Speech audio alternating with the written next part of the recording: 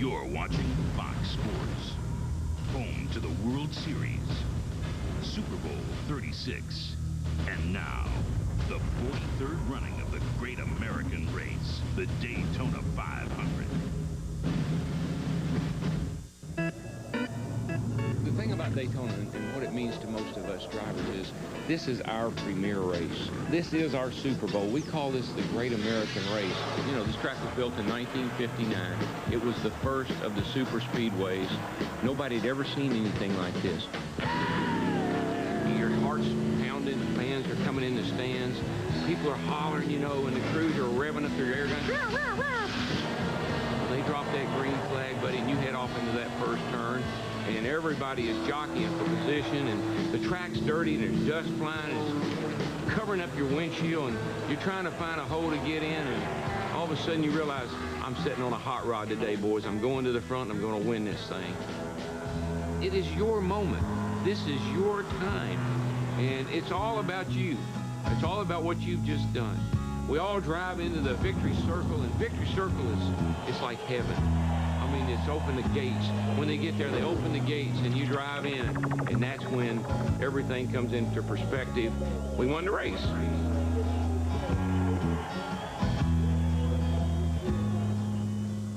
The nation's outstanding race drivers will be after a rich $1,200 purse. In the middle of the last century, the legendary drivers of Daytona blazed a trail along this Florida beach. They raced for the love of a roaring engine and for the thrill of every sandy turn. But as these burly V8s raced on, the storied sand would soon be replaced by the grandest super speedway in the land. Here in the birthplace of speed, the moments have been many, the images awesome. Oh, I won the Daytona 500! I won the Daytona 500! Hey, there's a fight between Cale Yarborough and Donnie Allison. In the sport where father faces son, today's best respect the history of the great American race.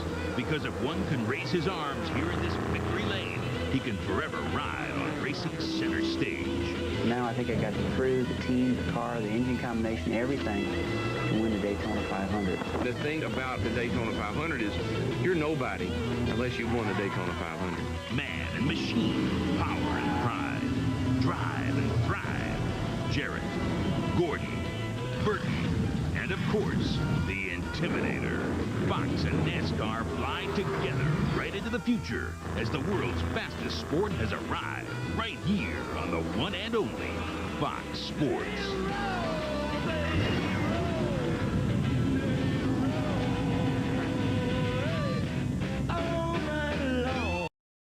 100 today.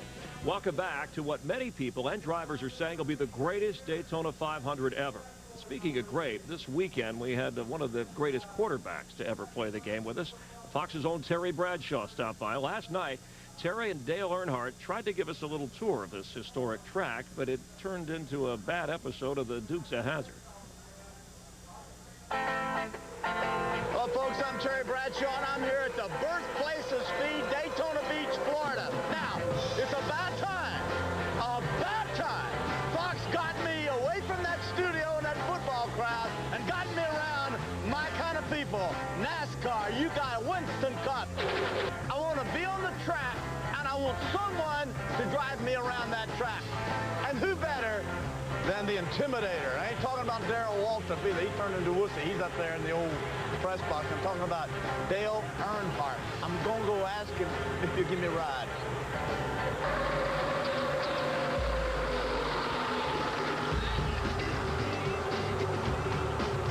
Hey, you know, got all this stuff.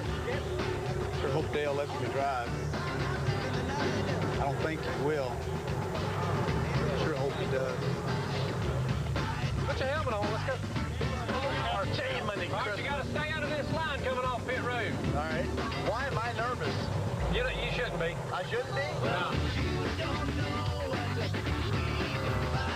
What about turn 3, Dale? What's so special or hard? All right, this is where I like to race if I'm in line, if there's nobody but, you know, side by side. When you get a car side by side, you're running a high lane. And you got to run up here, and the guys are down on the inside of you. And you get way up here on the high lane like this. Gee, Merry Christmas. This is not fun. It is. It's cool, man. Now, we're doing it in race cars. This is a dang old street car. Now,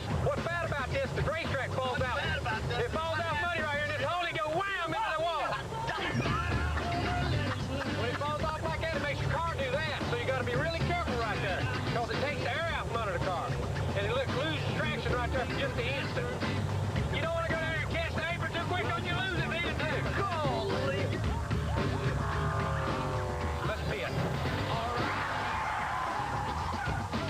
I love the camel call out. Well, let's jump out like you won.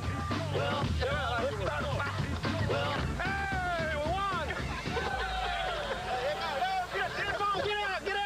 Get on the car, we won. Yay. I know if victory lane's here, you would like to be crossing that line first. And then spin around in the infield. Spin around the infield. And then go to victory lane. Then go victory lane, which is where I'll be do the interviews. Oh, you gonna be here? Yeah. What do you mean I'm gonna be here? Fox brought their A-team in here, man. Good luck I'm tomorrow. awful lucky when you're around. You remember You that? know that. You know it, don't you? 1 year ago, Steve, Dale Earnhardt less than confident with the current rules package to win his second Daytona 500, but he won the last plate race of 2000, and Dale looking very strong during Speed Weeks. Can you win your second 500 today? Well, we got a good shot at it. Got a good race car.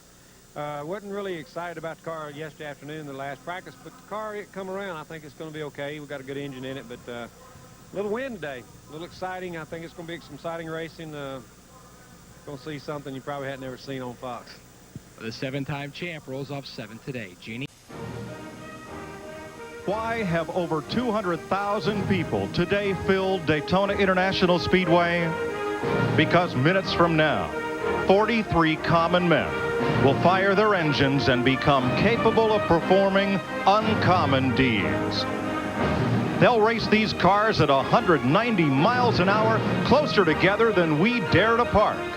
And at the end of 500 miles, $1 million and immortality await the winner.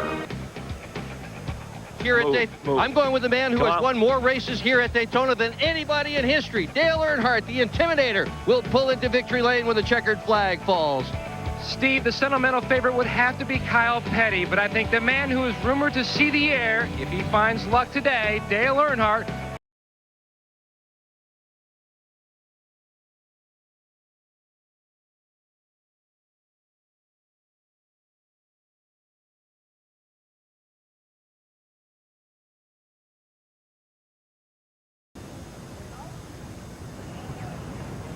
And now, to honor America, from the hit television series Making the Band, J Records recording artist, O-Town.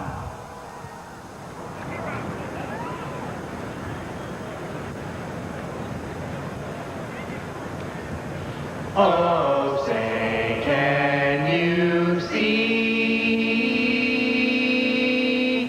by the dawn's early light what so proudly we hailed at the twilight's last gleaming, whose broad stripes and bright stars through the perilous fight o'er the ramparts we watched were so gallantly streaming, and the rockets' red glare, the bombs bursting in air, gave proof through the night that our flag was still there.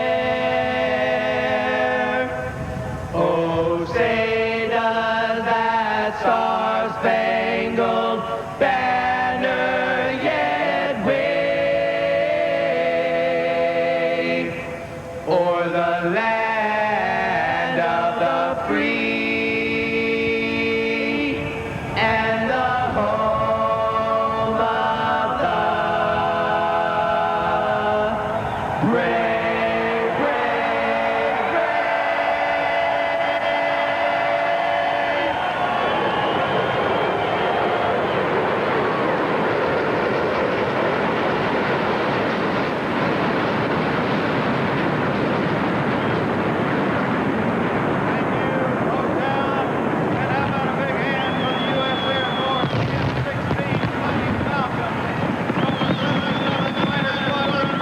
Shaw Air Force Base, Flight Lead, Lieutenant Colonel John Norman. famous words in motorsports, the Grand Marshal of the 43rd Daytona 500, Chairman and Chief Executive Officer of United Parcel Service, Jim Kelly. On behalf of the 350,000 UPS employees around the world, gentlemen, start your engines!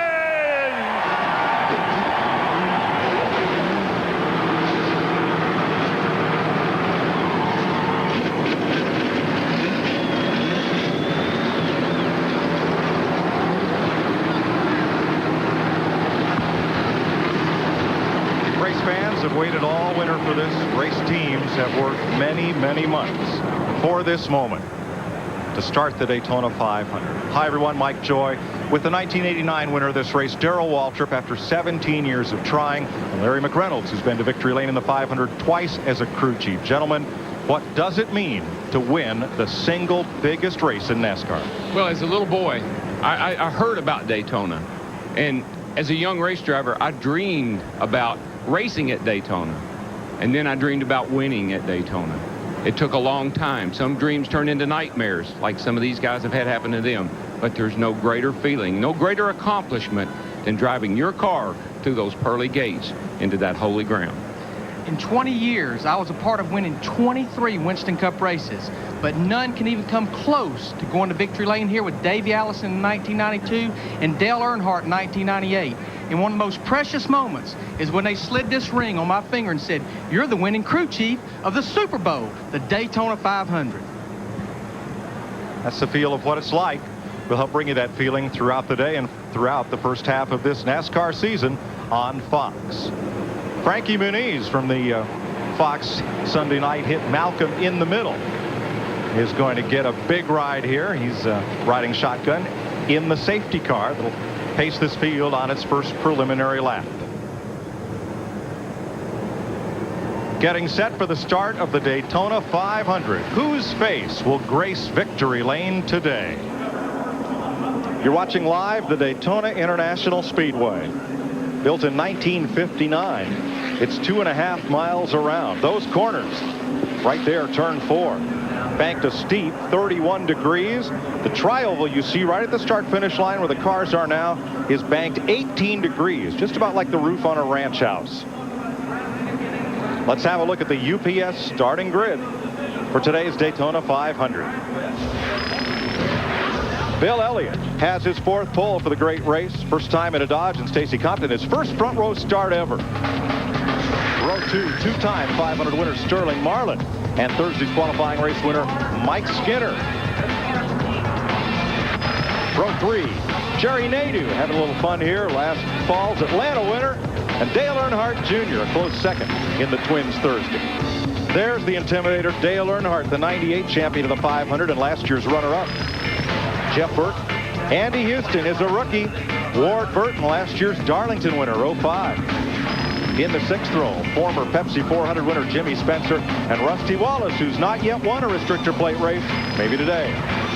Row 7, Jeff Gordon, the 97 and 99 500 champ, and Ken Schrader, who has 7 top 10 finishes in this race. Jason Leffler makes his Winston Cup debut. He's out of USAC Midget Racing, and last year's Rookie of the Year, Matt Kenseth. Jeff Purvis in the big dance for the first time in 5 years, and Ricky Craven, who finished 3rd here in 97. Michael Waltrip, 5th in 1999, and Dave Blaney in his 2nd 500. Youngest driver in the field, Casey Atwood, age 20, and Mark Martin, 3rd in 1995, his best finish. Kenny Wallace just picked up a sponsor this morning for that car, 6th start for the veteran, and Tony Stewart, who won 6 races last year. Steve Park, last year's Watkins Glen winner, and Kurt Busch, the rookie from the NASCAR Truck Series. Mike Wallace, the middle of the 3 racing brothers from St. Louis, and there's Kyle Petty carrying Son Adams colors. Row 15, Buckshot Jones racing for the Pettys, and Ricky Rudd finished 3rd way back in 81. Dale Jarrett is the defending champion of the 500. Joe Nemechek makes his 7th start in this race. Johnny Benson, who led last year until 5 laps to go. There he's still saying, what happened? Terry Labonte, the Iceman, 2-time Winston Cup champ. Bobby Hamilton, 11th. Daytona 500 start. And John Andretti won here in July 97. There's the Winston Cup champ, Bobby Labonte, second in 1998. Jeremy Mayfield ran third in that year's race. Robert Presley makes his 8 500 start. And from Virginia, Elliott Sadler, his third 500. Robbie Gordon made his Winston Cup debut here in 1991. The open wheeler joins truck champ Ron Hornaday. Finally, Brett Bodine gets the last provisional start, the 13-year veteran from New York State. Today, 43 cars will try to complete the 200-lap, 500-mile distance. Posted awards, $11 million. They can go 45 to 55 laps on a tank of fuel. And let's go trackside to Steve Burns. Mike, Jeff Gordon blew his Daytona 500 motor in the final practice yesterday. This morning at 6 a.m., the team had to decide between one of 3 motors. They agonized over the decision. We're about to find out if they've made the right one. Let's go to Matt Yoakum. Steve, Dale Earnhardt is the most prolific restrictor plate driver in NASCAR history. 11 wins and only 52 plate starts. He's chasing his second 500 victory, looking to bookend what's been a legendary Daytona career. He was second in the Bud Shootout, third in his 125.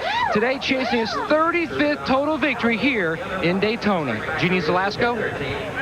Well, Matt, 31st may be the farthest back a defending champ has ever started, but for Dale Jarrett, that's just fine. For him, this is not the Daytona 500. This is the Daytona 100. He plans on making his move in those last 100 laps. He just told me he expects trouble out in front. He has no problem hanging back and waiting to make that move. Keeping a close watch on how the rookies progress. It's the coolest day of Speed Weeks, Larry. 68 degrees. Track temperature, though, 97 on the asphalt. That's definitely a key number right there because the sun's out, and the more the sun stays out, the hotter the track gets slicker and greasier, and these cars won't stick. Yeah, I noticed as I'm driving around here that my car's slipping around already. I got the stickers on. I'm starting back here in the back, and I had to buff them up a little bit, but car feels pretty good. I got all my switches up. Gauges look good.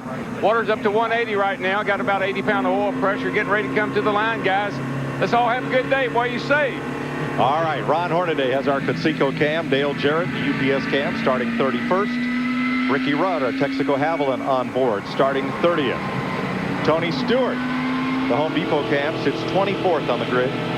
Mark Martin, our Viagra Pfizer cam, from 22nd starting spot. Our Napa onboard camera rides with Michael Waltrip, going from 19th position. Our GM Goodrich cam from 7th place with Dale Earnhardt. And the Bud cam on board his son's car, Dale Earnhardt Jr., starts 6th. The Lowe's camera rides with Mike Skinner from 4th position and will ride with the pole sitter Bill Elliott in our Dodge onboard camera. Oh, man. Pace vehicle is in. The 43rd annual Daytona 500 is set to get underway. Terry Bradshaw waves the green flag. We're racing.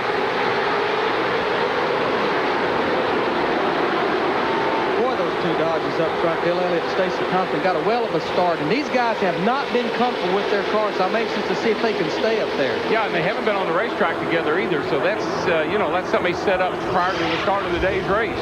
What happened to that second row? It looked like Sterling Marlin did not come up through the gears quickly. Boy, when somebody in front of you doesn't go, it really backs the field up right on a start like that. They're not wasting time. They're 3 wide, 4 wide down the back straightaway. There goes teammates Mike Skinner in the 31, Dale Earnhardt in the black 3.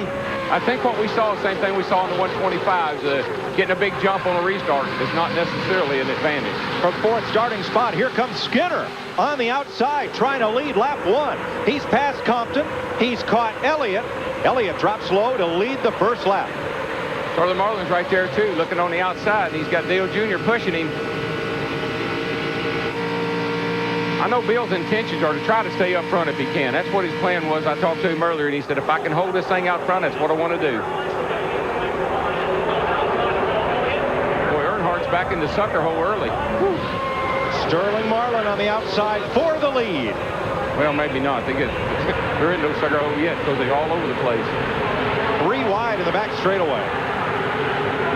We heard Earnhardt yesterday say in practice that his car wouldn't pull up like it had been. And, Larry, we've got a tremendous headwind down the back straightaway today. And it'll make those guys think, hey, my motor don't seem to be running. I'm not seeing the RPMs, but it's because that wind is buffeting that car, and it's almost just like running against a brick wall. Sterling Marlin, the lead lap 2. we have every reasonable hope of a record number of lead changes for this race today. Talking about that wind up the back, what a driver looks at is his tachometer. When he looks down at his tach and he says, I've been turning 7,000 all weekend long. What have y'all done to me? I'm 6,800. This thing won't run. And, of course, what's the crew chief saying, Larry? I'm telling you, you got a headwind down that backstretch. But this is, wind-wise, it's similar to conditions to what these guys had in happy hour. So that's one thing that's not a curve thrown at them today. Earnhardt backing up. The battle's on point. Marlin has company, 99, Jeff Burton, and 8, Earnhardt Jr. Talking to some of the drivers, some of these cars are pretty free, pretty loose on new tires on the start. And that'll make them fast. Some of the other cars are a little tighter, and that'll make them slow. What they'll do, they'll start these cars low on air pressure because as they run and the heat builds in the tires, the air pressure builds up. Yeah, it will. The rear end will want to come around when the air pressure's down. It's like driving on a low tire on your passenger car. You can feel the low tire wobbling around. They won't be that way long, I can tell you that. Sterling Marlin in his 20th 500 appearance. He's won twice, and he's now led in 12 of those 20 starts. It don't matter who's leading. We still got a 43-car lead draft. Jeff Gordon has fallen from 13th to 24th. Earnhardt from 7th back to 13th. Challenge up front. New leader, Dale Earnhardt Jr. Bill Senior down on the inside making a move on Bill Elliott as they head down toward turn 1. This is where the cars have really been aggressive. The guys have really been using that bottom apron down there to get a position on guys going into turn 1. It's been kind of breathtaking. Even up here. Well, if I'd have been up here 2 or 3 years ago watching these guys, I'd have retired then. Drivers have tunnel vision. You basically see what's going on right in front of you, and it's up to the spotters and everybody else to tell you what's going on around and behind you, and they ain't been telling me the truth. 3 abreast. Elliott caught in the middle now.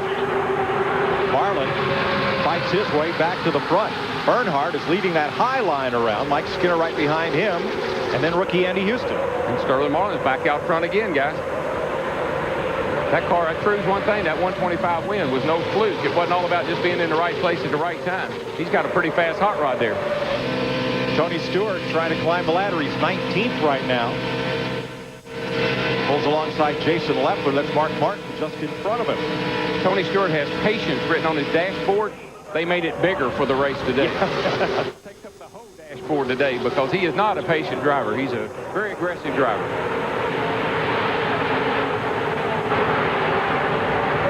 Marlin just leads Rusty Wallace now on the inside. Wallace has fought his way up into the top 3 in car 2. Now they got Jeff Burton in that 99 car caught in the middle. Little help from behind, but the outside row and the inside row is the ones that are moving. That's right, because when you're in the middle like that, the wind's buffing off of all the cars. It really slows you down. Rusty Wallace has never won a restrictor plate race at Daytona. He has come from 12th on the grid to 2nd and brought Earnhardt back up front with him. When you're in the middle, as a driver, you're saying, give me a hoe, get me a hoe, I got to get in somewhere. And they're saying there is no hoe. You're going to be 43rd when you finally get in line again. And the thing about it is, Mike, that's it. The driver panics. He's in there, he knows he's losing spots, and he knows it's going to take him forever to work his way back up there. So it takes the crew chief to calm him down. I can't help but notice the front of the roof here on Earnhardt's car. It's like it's buffeting. It's because Rusty Wallace, the car in front of him, with that roof flap across the roof, or that roof fan, it's putting dirty air, and it's making the air on Earnhardt's car mad. It don't know what to do. No, and that's right at the cowl opening, I believe, and that'll make an engine run terrible because it messes up the airflow into the air box that leads to the carburetor. Now it's Jerry Nadeau pulling the outside train. Out there in lane 2, Jeff Gordon right behind him, and Ricky Craven. Nobody can do anything with Marlin. He's just sitting there kind of pulling these cats around, and, Dale's figured out he doesn't want to be on the outside. He wants to be on the bottom today because he went way back, about 8th or 9th, but he's worked his way back up there in the top 4 or 5. Pole sitter Bill Elliott has drifted back to 21st. Dick Berger? 10 different teams changed engines for this race. One of them is Rusty Wallace in the number 2 car. He is coming into this race with an engine that is just barely going to make 500 miles. They did not want to start with an engine that had any miles on it at all. That's how hard they're pressuring to win this event. These restrictor plate engines, they build them with light parts. light rods, light pistons, small bearings. Friction is a big enemy of a restrictor plate engine. So they try to keep everything as free as they can in the motors, but 500 miles is a real stretch for the parts they've got in these engines. John Andretti started 36th up to 13th, the biggest gainer in the field. Here goes Earnhardt to the inside on Wallace. And he's got some push from behind, so there's a good chance he's going to get right up on Sterling before they get to the end of the back straightaway. Nadeau leads briefly in the 25. There's Gordon with his new engine up there. You know, he had engine failure yesterday afternoon, and there he is right in the front of the pack. So made a good call, changed that thing. He was really lucky. Jerry Nadeau trying to become the 4th different leader of the Daytona 500 in just 9 laps. Nope. Marlin hangs on to it by inches. Ever so close. And why do these guys fight so hard to lead a lap? Because even though it's race 1 of 36 races, every time when you lead a lap in a race, it's worth 5 bonus points toward the Winston Cup Championship. And you got to look at the big picture. This is a one race for the whole year.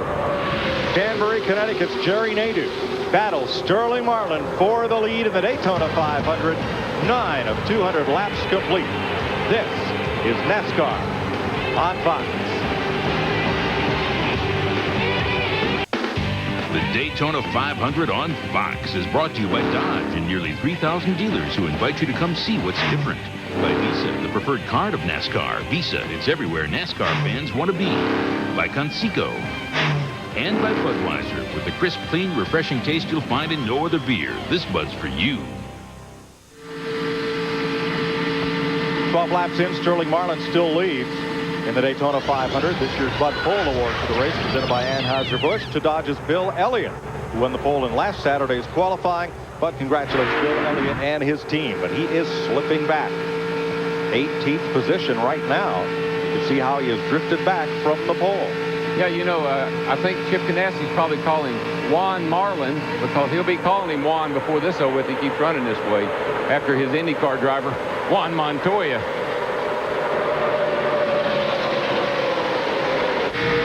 Boy, Ron Hornaday started 42nd, and the 2-time Truck Series champion has climbed to 5th place.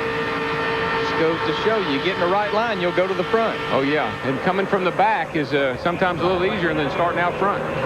And we look at a lot of things here, of course, miles per hour, RPMs, but look at the throttle right here. You see the key to getting around here is going wide open. See, as he went off in the corner, he backed off just a little bit, and as the tires deteriorate, the handling goes away, more and more in the corner, they'll have to back off the throttle to get the car to go through the tunnel, through the corners till they get fresh tires put on that thing. You see it doesn't lose many RPMs, up to 7,000 through the tri-oval right there. And up to 3rd place. And I'm telling the crew chief, he's saying, are you holding that thing wide open? Oh, yes, sir. I'm not lifted in it. I've had her on the mat ever since we started. Sometimes you lift and you don't even know it. Sometimes the thing is you lift up a little and don't know it. We got a lead change. All right. Ward Burton drops down the hill in turn 2 to try to take the lead from Marlin. A lot of it depends on how much drafting help he's got going into turn 3. Well, that 14 has given Marlin the best push. And here comes Skinner down there behind that 22 car. So boy, that was the right move right there for Hornaday to drop down in front of 22.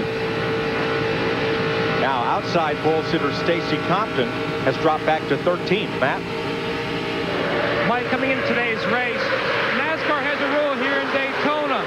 The top 2 qualifiers, their tires are impounded. Those 2 cars have to start on their tires. Stacy Compton's tires before qualifying had 20 laps of practice on them. So now he has 22 laps starting on his tires, where tire wear has been a main concern all week, pulling a number of crew chiefs. So Stacy Compton right now is patiently just riding, waiting to the first pit stop, which should be around lap 50. Steve? Well, Matt, moments ago, Dick Berggren talked about how tightly wound that motor is in the number 2 of Rusty Wallace.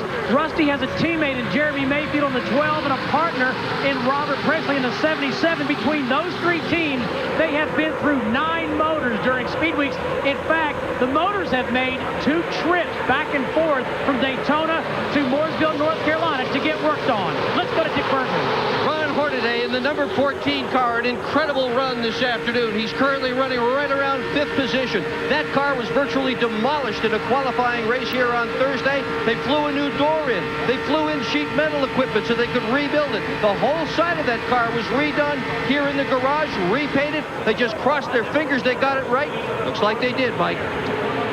Hornaday looks pretty good, but he is about to become the meat in the sandwich. He got in the wrong line. He made all the right moves to get to the front, but it's hard to stay there, buddy. You go the wrong way. And he's an aggressive driver, and he didn't want to follow, and he made a move there that got past. And now he's going to slide right on back to where he started. And I know for a crew chief, and it's got to be for a driver, people don't realize you have a millisecond to make that decision which line you want to get in. Sometimes it's right, sometimes it's wrong. It's like running into somebody in the hallway. You know they're going one way, you're going the other, but you're doing 190 mile an hour and you don't know which way you want to go. That's what causes the cars to move around the way they do. You run up on the guy, you go left, go right. No, I can't go anywhere. Are Dale Jarrett and Bobby Labonte running 31st and 32nd? Are those cars off, or are they biding their time? I don't know. It's not like Dale Jarrett to bide his time, because sometimes you can get in more trouble in the back. Jenny, what's going on with that 88 car? Well, very interesting, because early out on the track, Dale was complaining that the car was a little tight. They've been trying to talk him through that. But just moments ago, they said, hey, Dale, don't get too far away from the draft. And very confidently, he responded, look, I can get up there anytime I want to. He knows this track. He's confident, guys. Last year, he won the 500. The year before, he was in the middle of the pack. And before halfway, he got turned over. I talked to Bobby Labonte this morning. He said his car wasn't handling very good in the 125s. He said, but I couldn't even let off enough to stay out of the draft. It's just sucking him along so fast. Let's explain the word tight. What that means is through the corner, he's turning the wheel, but the front wheels aren't biting like they should. And a lot of times when you're behind the car, Darrell, it takes the front downforce off the nose, and the front end won't lift from an aero standpoint, so you can create two problems there. Yeah, the pushing is better than loose. If the car is pushing, that means you got the wheels turned left, and that's the direction you want to be going in. And you can control that a little better with the throttle. But if you got somebody right up on your back bumper all the time, and you lift out that throttle, guess what's going to happen to you? They're going to boot you in the rear end and turn you around. Dodges have led 18 of the 19 laps, including the first one from Bill Elliott. Last Dodge to lead the first lap of the 500, Buddy Baker, the pole winner in 1973.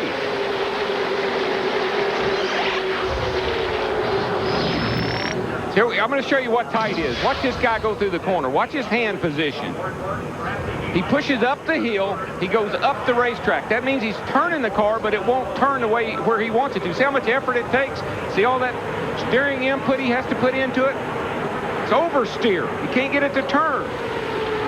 And the only thing you can do most of the time is back off the throttle. No, that's not the only thing you can do. You can call your crew chief and raise hate. That's all you can do. What have you done to my car, boy? Now watch. Look at Mikey. Look at Mikey. He's got a handful. That's what we call a handful. When you get the wheel pulled way around there like that, he's got a handful of steering wheel. He's a little too tight. And you can see he's not going very fast. Tight bogs the motor down. Lead change. Ward Burton up on the high side this time may get the lead from Sterling Marlin. Boy, Sterling does not want to relinquish that lead. He is just hanging on. Two Dodges there, gang, side by side.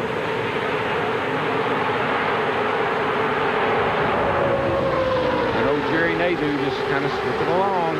And we've had several drivers lead through turns 1 and 2, but official lead changes are only counted at the start-finish line, and each time, Martinland has held off the charge and beaten them back to the line. Not this time. He's got the push. 22's got the push this time. Come on, baby. Oh? Yes. Yes. Ward Burton leads that lap. And first time he's ever led the 500. 4. That's 4 lead changes. Isn't that about as many as we had in the whole race last year? What's changed, folks, is NASCAR has allowed the engines to run a little less restricted, and a new aerodynamics package that we'll explain when we come back. 21 laps complete in the Daytona 500. Sterling Marlin out in front. NASCAR Victory Lane every Sunday night at 9 p.m. on Fox Sports Net. Your new home for NASCAR. Look at the lead changes in this race as Earnhardt tries to make it another one. So far in this speed week, 45 lead changes among Winston Cup cars on the track racing.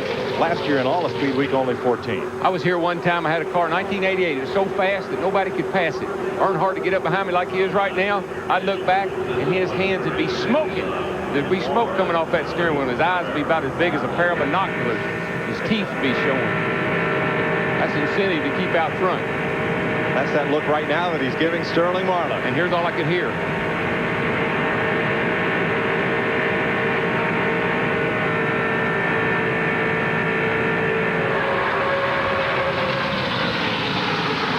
Show you move Earnhardt.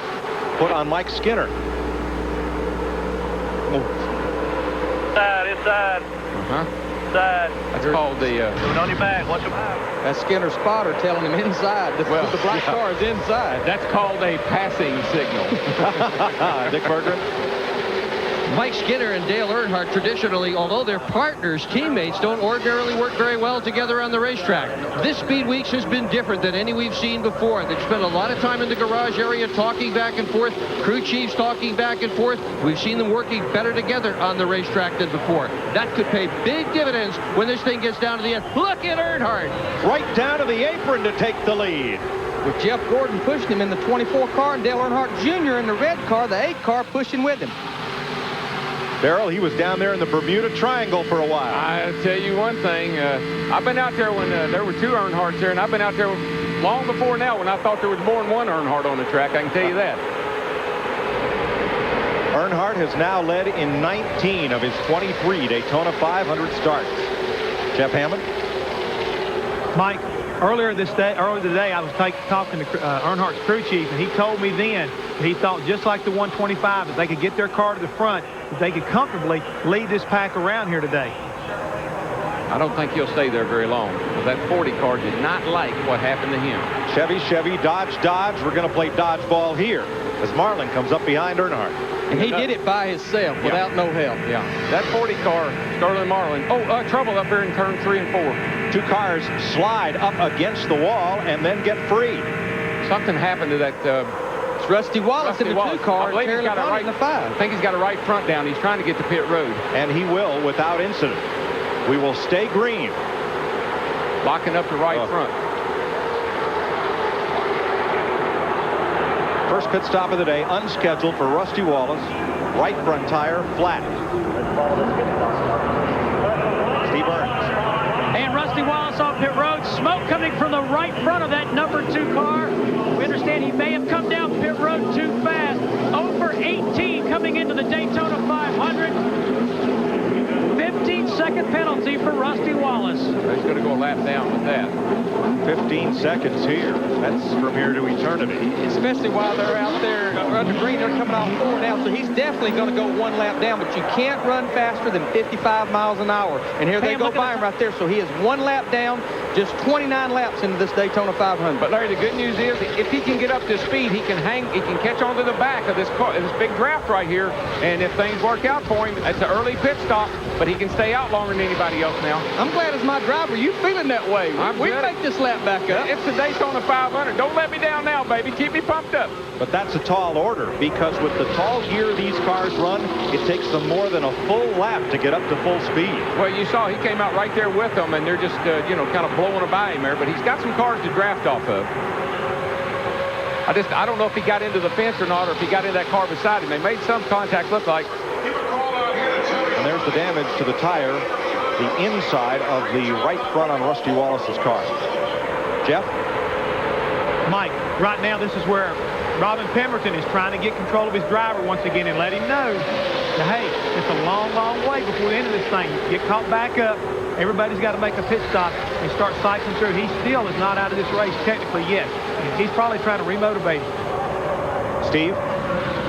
And interesting, several members of other teams, Dale Jarrett's team, Mike Skinner's team, the 28 crew members down here, they're all looking at the tire. They want to know if there is a problem here on this tire. 5 different teams down here looking. Listen, here's the Rusty Wallace is notorious for this. Low air pressure and too much camber. Too much camber with the radial tire. That inside edge will dig like a knife. So what you try to do is you run that thing as much camber on the inside that you can, but it destroys the sidewall of the tire. Low air pressure, too much camber. Here's what I'm talking about. This is an adjustment that they should have made.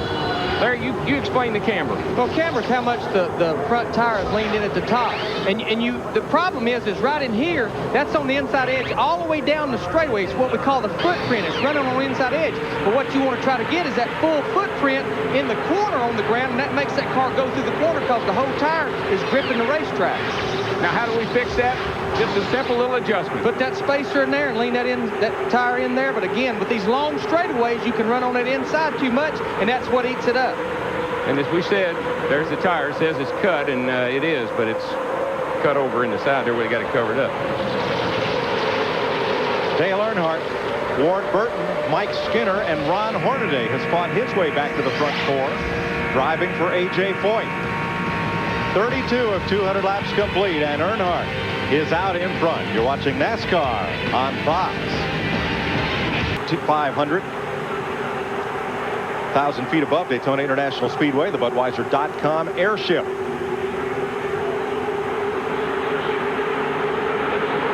Mike Skinner sits there third, Jerry Nadeau fourth, and then two rookies, Casey Atwood and Andy Houston. That blimp's got a pretty good view of the speedway, but folks, I'm telling you, this is where you want to be right here. We got cameras everywhere. You can see every move these cars make. I've never been so excited about a Daytona 500. I hope I'm not overdoing it.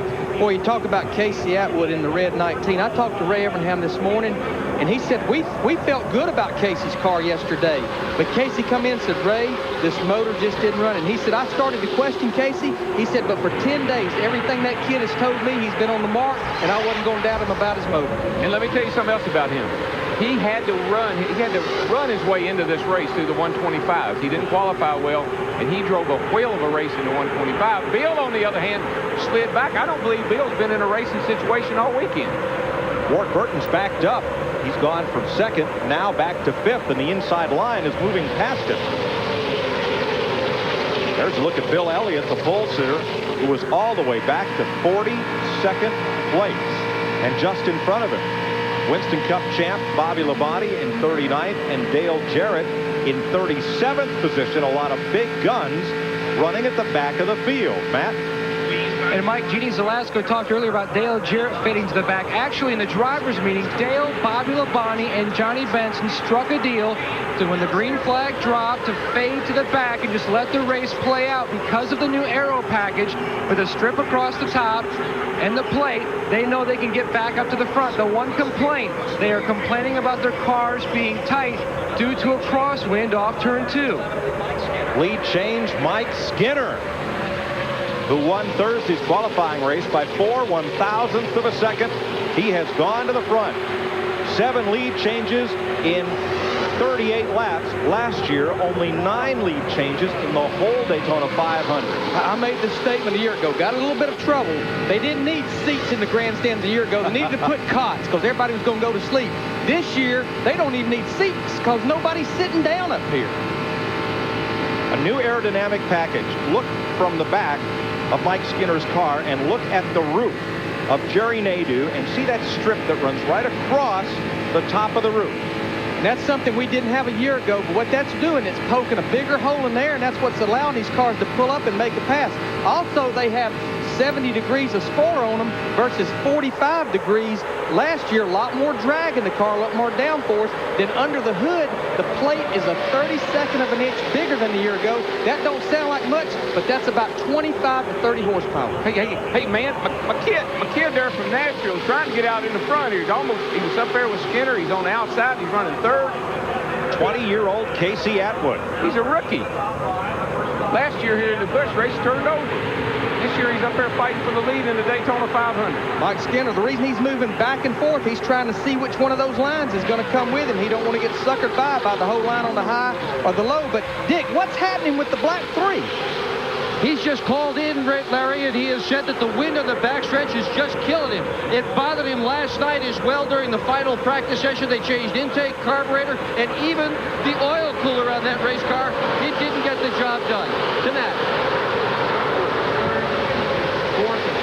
And also, Also, Tommy Baldwin just talking to Ward Burton. They would like to pit around lap 50 to kind of get a gauge on their fuel mileage because last Sunday in the Bud Shootout, some teams are not getting the mileage they had hoped. Steve Burns. Matt, we just listened to Royce McGee, the rookie crew chief for Mike Skinner. Mike Skinner is complaining about the car being a little bit loose. They're going to add wedge to the car. They're going to pit in about 10 laps if this race stays green. Now, Rusty Wallace is right with that lead pack. Car 2, fourth car on the bottom lane. He is 1 lap down due to the pit stop, trying to get back on the lead lap. And I think he can. I tell you why. These cars are starting, the tires are going off on them. They're starting to have to lift in the corners. It's backing everybody up. And Rusty's got fresher tires. He gets out front, he's back in the race. Now, Rusty wants to see here, we're about 10 to 12 laps before green flag stops. He wants it to cycle through. That way, when everybody pits, and I think we got another lead change. Sterling Marlin is back to the front of the field. Marlin just drove under Mike Skinner, and Marlin retakes the lead. Mike Wallace has climbed up to 4th place. Where did he come from? He came from 27th starting spot. 41 laps complete in the Daytona 500 on Fox. This is brought to you by UPS, the official delivery company of NASCAR. We want to race the truck. People love the truck. Welcome back to Daytona, where Mike Skinner now leads 20-year-old rookie Casey Atwood and another rookie right behind him, Andy Houston. Then Mike Wallace, who has pulled big brother Rusty up into the lead draft after Rusty had to make an unscheduled pit stop for a flat tire. Right now, everybody is really, really working hard because they're close to a pit stop. Tires are going off. The wind is pushing them like crazy up turn 2 over there. Jeff Hammond. Yeah, Mike, we're talking about Rusty Wallace. Rusty had a little bit of a problem early on. Cut a tire down, had to get up, get out of the way, and make an unscheduled stop. But when he came down pit road, he's coming down so hot, he actually sped down pit road, even though he had a flat tire. As you see coming in here, got him all smoking. Couldn't get it slowed up quick enough. He got penalized 15 seconds for speeding on pit road. So therefore, Robin Pemberton, his crew chief, had to get back on the radio and let him know, look, cut a tire down, everything's okay. It's a long, long way to the end of this race. Just keep digging, baby. We'll get back in this race. And now you see Rusty's up with the lead pack. And if everything cycles through, he's going to get back on the lead pack, on the lead lap. Everything goes according to their plans. They may get a caution, and he'll be back in this race. And it looks to me like he's got a car that can be reckoned with. Mike? That's exactly. I put him in the position. It's like you're near the front now. These guys are going to be on pit road in anywhere from about 6 to 7 laps to get their tires. Once they all pit on the green, that puts them back on sync. Now, what Rusty needs then, though, he can run probably to about lap 75 to 80. He needs the caution to come out before then where he don't have to be on pit road for a green flag stop. What I can't believe is Mike Wallace goes to the bottom of the racetrack, Darrell. There's still 43 cars in this lead draft. Nobody has lost the lead draft. Everybody's hanging right in there. But let me tell you a problem for Rusty. He's running the bottom of the racetrack. He's not going to pit. All these guys are probably going to pit about the same time. He has really got to be careful not to get caught up in cars turning into the pit. In the wall, Purvis. I think that's Jeff Purvis who bounced off the wall coming off turn number 4. Caution is out. The caution is out. And I don't think the leader got it. Jeff Purvis. There's the damage to the right side of his number 51. And the field comes around to the caution, and the pit crews get ready to go to work for the first time today. The James Finch, number 51, Purvis. This is when Rusty Wallace is hollering on his radio, tell them to let me by, let me by, let me get back in the lead lap. Come on, guys, back off.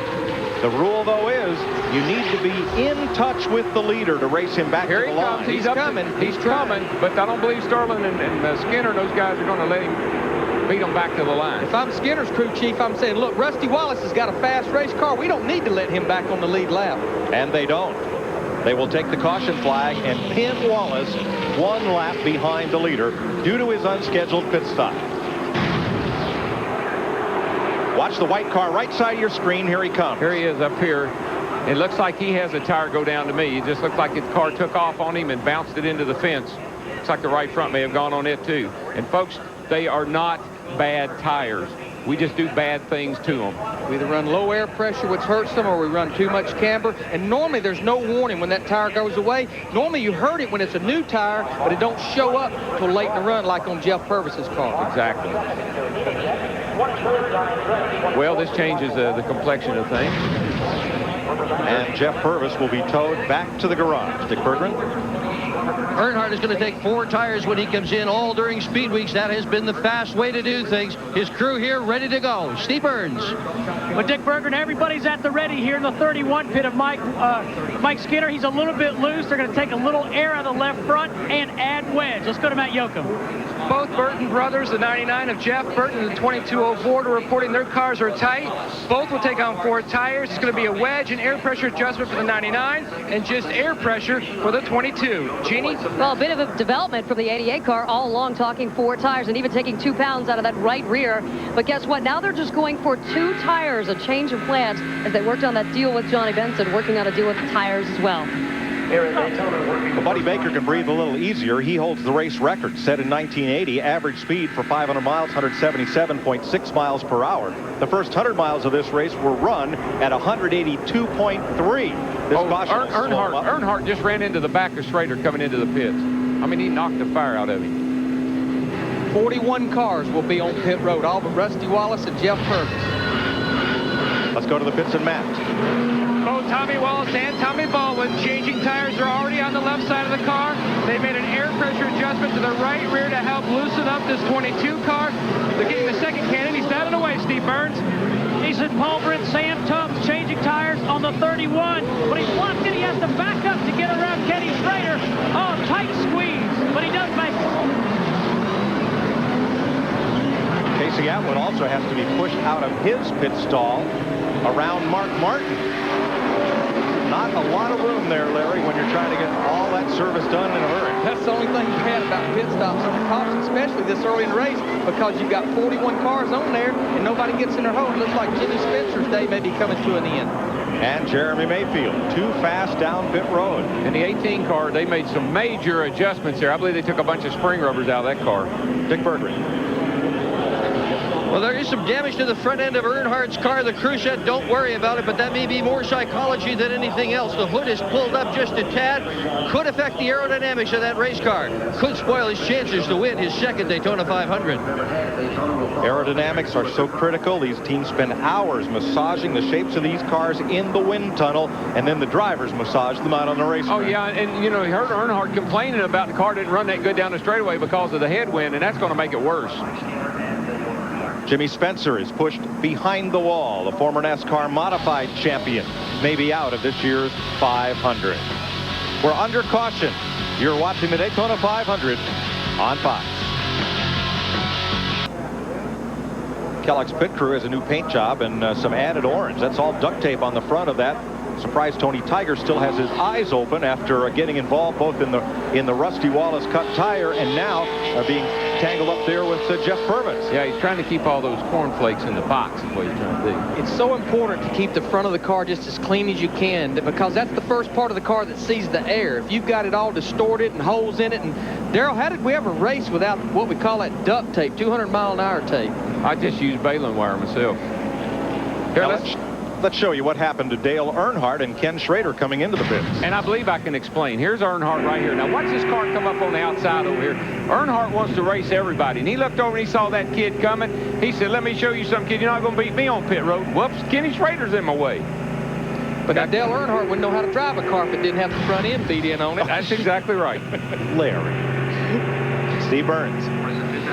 Well, Sterling Marlin's got a bit of a problem, guys. You talked about how important aerodynamics are. They've knocked a hole in the grill, and right now they're fabricating a 4x8-inch piece of sheet metal that they're going to place on with duct tape on the next pit stop. But that's a long time from now if this thing stays green. Well, we're coming around to get to green, and there's Rusty sitting up there. He's got a chance. Now he lines up on the inside. All the cars on the lead lap line up in the outside lane. And the cars a lap or more down line up on the inside. Today's Pep Boys Trivia. Which drivers have won the Daytona 500 from the pole more than once? Give you the answer in a minute, as we're about set to go back to green. I know. But I saw the car. Andy Houston trailing Ward Burton. Mike Skinner is third. Dale Earnhardt is fourth. Jeff Gordon is fifth. Jeff Burton is sixth. Mike Wallace seventh. Sterling Marlin, rookie Kurt Busch, and Ken Schrader are the top 10 as we get set to go back to green. If Wallace can pass leader Ward Burton and stay in front of him and the caution come out, he gets a free pass around and he's back on the lead lap. Here we go.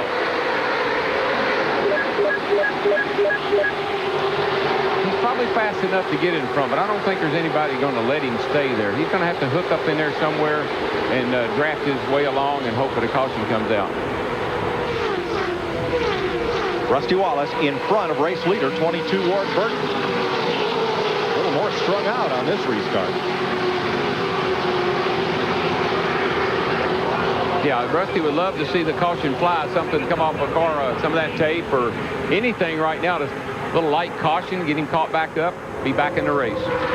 Nobody moving with the rookie, 96 Andy Houston. Everybody to the inside lane, and Houston will drift back. And you know, that's the worst feeling in the world. You say, I'm going to run high this lap, and you look back and nobody else has decided to run high. He's got a little bit of help coming from the yellow car, Kenny Schrader, but I don't think it's near enough. Well, right now, we're going to let you enjoy some pure American NASCAR horsepower. Let the pictures tell the story, and if you're one of the millions of NASCAR fans with surround sound, here's your chance to crank it up.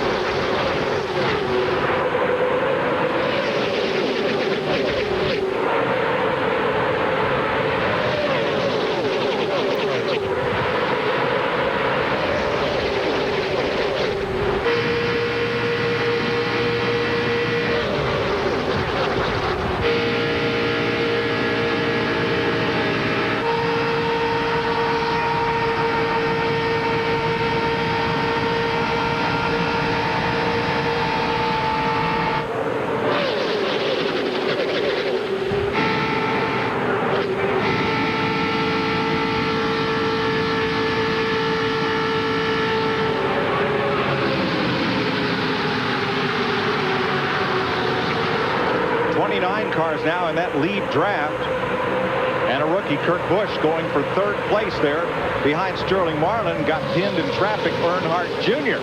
moves up to third behind Burton and Marlin wants to lead. And that Dodge is potent. When he wants to get that thing out front, he just goes up on the outside. He goes down on the inside. He just takes her to the front. Saw some sparks fly out of the 22 car. Now, that's a product of low air pressure from this coming out of the pits. That'll go away in just a few laps. Right height of the car's a little low with low air pressure and exhaust pipe. Big bump over there in turn 2 will bottom out till the pressure builds up. Now, we lost a few cars on that restart, and I can explain why. They were all single file. When there's a single file restart and you're not doubled up, it's easy to lose the draft because of anticipating the start. If you don't nail it just right, that lead pack will get away from you, and the first thing you know, you're out of the draft. Two of the cars that lost out, Bobby Labonte, the defending Winston Cup champ, and the defending race champion, Dale Jarrett. Jimmy Spencer is in the garage area. They're changing the rear end on his Travis Charger number 26. Boy, if you're Robin Pemberton, Rusty Wallace, crew chief, you're just sitting there begging, please, can't there be a caution? We don't want nobody to have a problem, but can't there be a piece of debris on the racetrack or something? We need a caution flag. And you know who's calling in the most? Rusty Wallace. I see something in turn 3. There's a piece of something in 3. Wallace, number 2, just ahead of the race leader, Ward Burton, in 22. And, of course, Gary Nelson's over there saying, I can't hear you. That's the NASCAR Winston Cup director, Dick Berggren.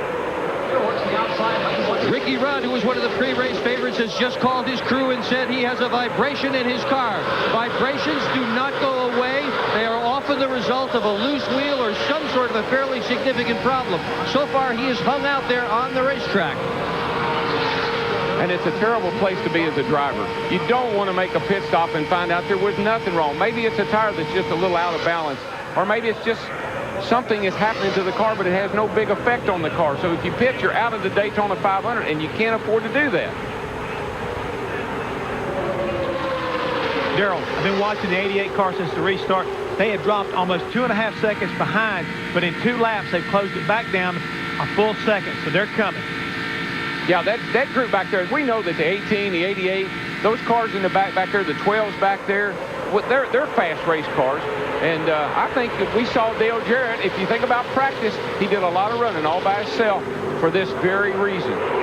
Meanwhile, Dale Earnhardt, who restarted 4th, has fallen to 20th. So Ward Burton, the leader. Mike Wallace, presently in 2nd. Mark Martin has fought his way up to 3rd. Dale Earnhardt Jr. is 4th. And Ron Hornaday, the rookie in that green number 14, up for 5th. And rookie Casey Atwood battling him. And he's going to the front without a lot of help there. Kenny Schrader in the yellow car does jump in behind him, but he was going to the front on the bottom there with no help at all, pushing from behind. Dodges, when they get them right, looks like they can really run. This new aerodynamics package that NASCAR has instituted has created such parity that right now, half of the drivers in the top 10 positions have never won a Winston Cup race. They'll turn the screws a little tighter as the Daytona 500 rolls on Fox.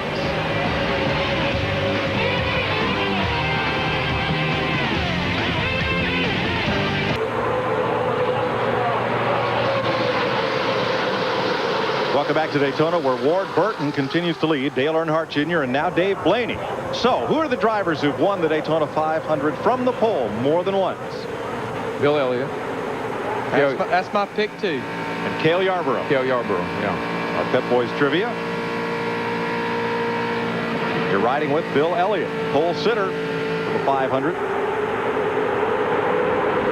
Right now runs back in 37. Now at Fox, we'd like to bring a lot of innovations to NASCAR, including a way to help you at home identify the cars more easily than before. It's not quite ready, but we'll give you a small taste of what we're doing. There you see that pointer aiming at Ward Burton, help you find him if we're talking about where he is in relation to rookie Casey Atwood. Fox Tracks will point out their speed as of the moment. It's an innovation that we'll hope to get all the bugs ironed out and roll it out for real in a couple of weeks. But just another way those of us at Fox are trying to help those of you at home enjoy NASCAR racing. I saw why Ward Burton's better than that race car the other one that was highlighted. He's running faster miles per hour through the corner. About the same on the straightaway, but faster through the corner, Darrell. I was surprised nobody picked Ward to win the Daytona 500. I know he is capable. I know that car's fast enough. It's just a matter if the strategy will work out for him or not. You know, a car we hadn't talked about is that blue and silver number 6, Mark Martin, started 22nd. We watched him yesterday in practice. He smiled for the first time in 10 days. He had his old car driving good, his old motor's running good, and he was the only one of 4 Roush cars that did not change their race engine this morning. Yeah, I believe as time goes by, we'll see parity come to the top. I think what you'll find is all these makes are pretty equal in the race. Dodge racing at Daytona for the first time since 1983, and they've spent a lot of time up front today. Sterling Marlin thus far has led 24 laps. Ward Burton will lead his 15th lap of the day, also in the Dodge right now. And that's his teammate, the 93 car, Dave Blaney, there behind Dale Earnhardt Jr., both driving for Bill Davis Racing. One thing I've noticed about the Dodge, the Sterlings and the 22 car both, is when they want to get in front, they seem to have the stuff to get it done. Everybody else struggles a little bit. They seem to be able to pull out and go to the front. Last Dodge to lead a lap in Winston Cup racing, Buddy Arrington, Atlanta, March 1983 until today. I was there. I was at that race. I think I won it. Jimmy Spencer returns to the race after changing the rear end. And here's Travis Carter, 26. You know, there's a time in every race when you just kind of get in this mode we're in right now as a driver and as a crew. All right, let's get some laps on the board. Let's ride along here a little bit, and let's see what's going to happen to these cars. We didn't make it quite to the green flag stop a while ago, so let's run these laps here and see what's going to happen. Those two rookies, Casey Atwood in 19 and Andy Houston in the yellow and red 96, they've worked together a lot today. And Andy Houston, his car was another one. Put a new race motor in this morning. Got that Robert Yates power there. Yeah, and Leffler's right in there, too, in the 01 car. He's just kind of hanging in there. Hasn't made a lot of noise, but he's right up the middle of them. Darrell, a lot of the veteran drivers may not trust the rookies. Are they then left to work with each other? Well, you got to earn trust. That's really what it's all about. And those guys know that. These rookies do. These are smart kids that are coming in our sport today, and they don't make a lot of mistakes, and the veterans pay attention to that. You do have to earn that trust. Mike Skinner, when I went to work for him, he said, Larry, I don't understand it. Nobody will run with me. I said, Darrell, drivers aren't too smart. When they go off in the corner and the caution lights are on and you're in the fence, that means they can't run with you. That's right. Well, they're not predictable. They don't have the experience, so you don't really know what their G2 is. You don't know what to expect out of them. And so you watch them. The best thing can happen to a rookie in this race, when it's over with, you never knew he was in the field. Ron Hornaday, one of those rookies, number 14, in 8th place. Kurt Busch, Ian Hornaday out of the Truck Series. Jason Leffler spent last year in the Busch Series, and before that ran USAC Midgets. Casey Atwood last year in the Busch Series. Before that, he ran late models at Nashville. Well, the Truck Series is producing some pretty good racers. Andy Houston and Hornaday's in there. Greg Biffle was in the Busch car yesterday. So these guys are producing the trucks are producing some good drivers.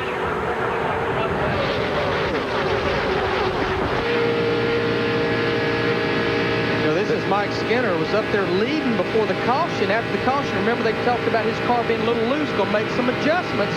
Sometimes you can over-adjust. If he was leading and he was telling me I'm a little loose, I might say, let's try another set of tires and see if that changes. He's all the way back at 27th position now and losing more. You know what? Every time I put wedge in the car here, added wedge to the car to try to tighten it up, it made it looser. Steve? Well, yeah, when the 31 came in, he complained of being loose. They were going to add wedge, take some air out of the left front. But he has not said a word to the team since he's gone back out there. All we hear is a spotter telling him about the traffic around him. But Mike Skinner has not said a word, Dick Berggren. Bill Elliott, who started on the pole, is all the way back to 38th right now, way at the tail end. I just spoke with his crew chief, Mike Ford, asked him what's wrong. He said, well, he's just kind of laying back. And I said, well, is there anything more in that? Ford looked at me and said, I sure hope so. There's last year's winner, Dale Jarrett, this year's pole sitter and 3-time winner, Bill Elliott. They're all hanging out back. Yeah, and I think what they're thinking is they're just going to drag everybody back to their level. If they're not going to run up front, I think everybody's just going to back up to them.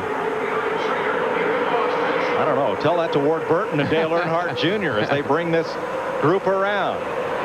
70 laps complete this time. 175 miles. And Ward Burton leads the Daytona 500 on Fox. I've always related, a crew chief is like a head football coach. You've been formulating your game plan all week. You come here with your game plan, but that old race car, it can throw you a curve early. You got to adjust your game plan. And Dale Earnhardt, they've been adjusting their plan. He's done worked his way, headed back to the front, that black 3. Yep, Earnhardt's back, and he's hunting the lead. Not a good place to be. Sucker hole. He's going to have to get back on one of those lines pretty quick. But he's getting some help. But you notice how he's dancing around in there? He don't like that. That's not something he likes. He's getting a good old push there from that green 14 now, Ron Hornaday. Yeah, that's his boss, ex-boss up there, you know. I'm sure Hornaday says, hey, remember me? Used to drive in the Truck and Busch Series for Earnhardt, now works for A.J. Foyt. But he just left his ex-employee hung out to drive in the middle. Well, he knows he can't stay in that middle very long. That is not the place to be.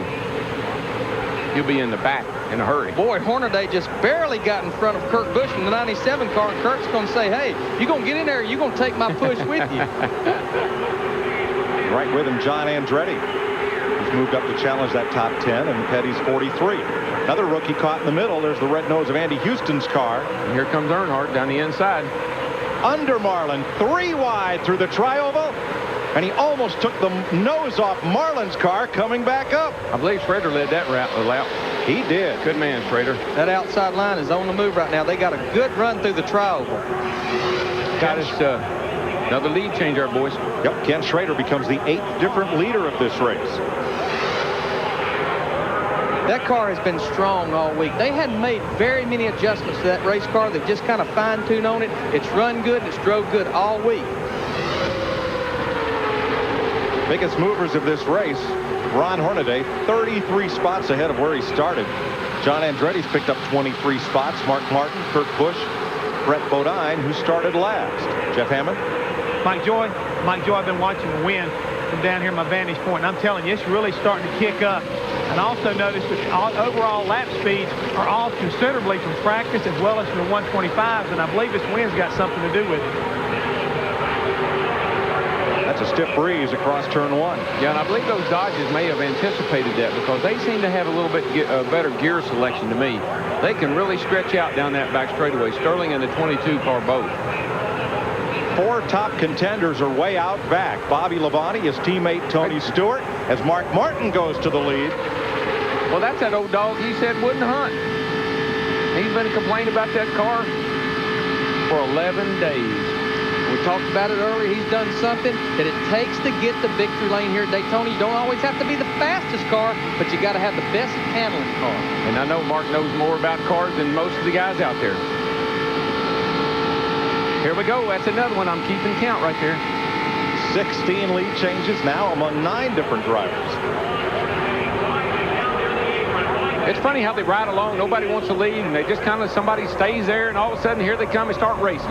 Darrell, that's the first green flag lap that a Ford has led today. Last year they dominated this race. Well, it was, you know, politically they've been complaining about their cars, and who knows. Still early. Ron Hornaday. Now this would be big if Hornaday could lead a lap. He is a rookie. It's A.J. Foyt's car. Sterling's back there. Earnhardt underneath him. Hornaday takes him downstairs. Thinks better of it. Good thinking. Schrader leads this lap. Wow. Sure, I'm glad they paid these aprons. You know, they got them big and wide. So good thing. Ward Burton down to the bottom. You see Hornaday, the green car, lost a bit of momentum there and his breath, and it cost him position. He had to back off the throttle, and with that restrictor plate on that carburetor, you have to back off. It takes a little while to get back up to speed. I don't know if Earnhardt wants to mess with that bulldog. Well, I don't think he does, but I think he also wants to kind of hide himself back in there for a few minutes, so maybe Earnhardt won't remember who it was, because Earnhardt will get you for doing stuff like that. Ron Hornaday drove for Earnhardt last season, and Earnhardt let him go when he decided to run 3 Winston Cup teams instead of 2 Cup teams and a Busch team. This is coming in the trial. There you see they're just a beating and a banging on each other, trying to break each other's momentum. It didn't take but one little lick, though, for Hornaday to get up out of the way. He didn't want any part of that. Would you? No, I've had my taste of that fender, and every time I ever felt that, the next thing I heard was... Oh, jeez. Lead change again. Here comes Mark Martin on Schrader. Kurt Busch is right there with him, Jeff.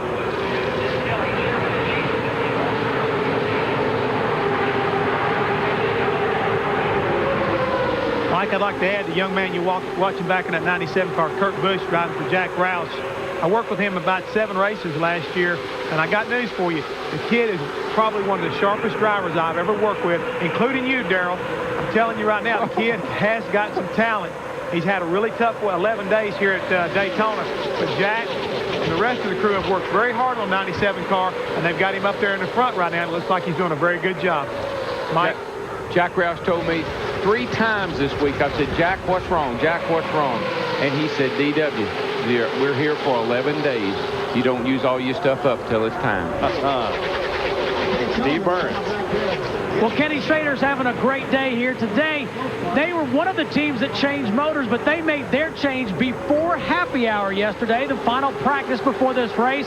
And Schrader said it was the best motor and best combination that he had had since he'd been here at Speed Weeks, which seemed like it started about a month ago. Well, Schrader has not won since Dover, Delaware in 1991. That was 303 races ago. Well, that's a Hendrick motor in there, Randy Dorton and the guys, and they've always made good power. Jeff Gordon, the 25 car, and they do. Terry Labonte, they all make good power.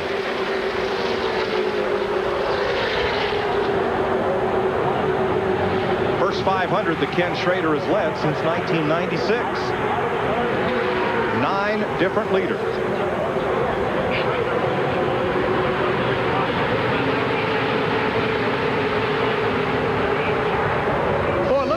In there, Ken Schrader's car. See, that's where, remember, Earnhardt got into him on pit road.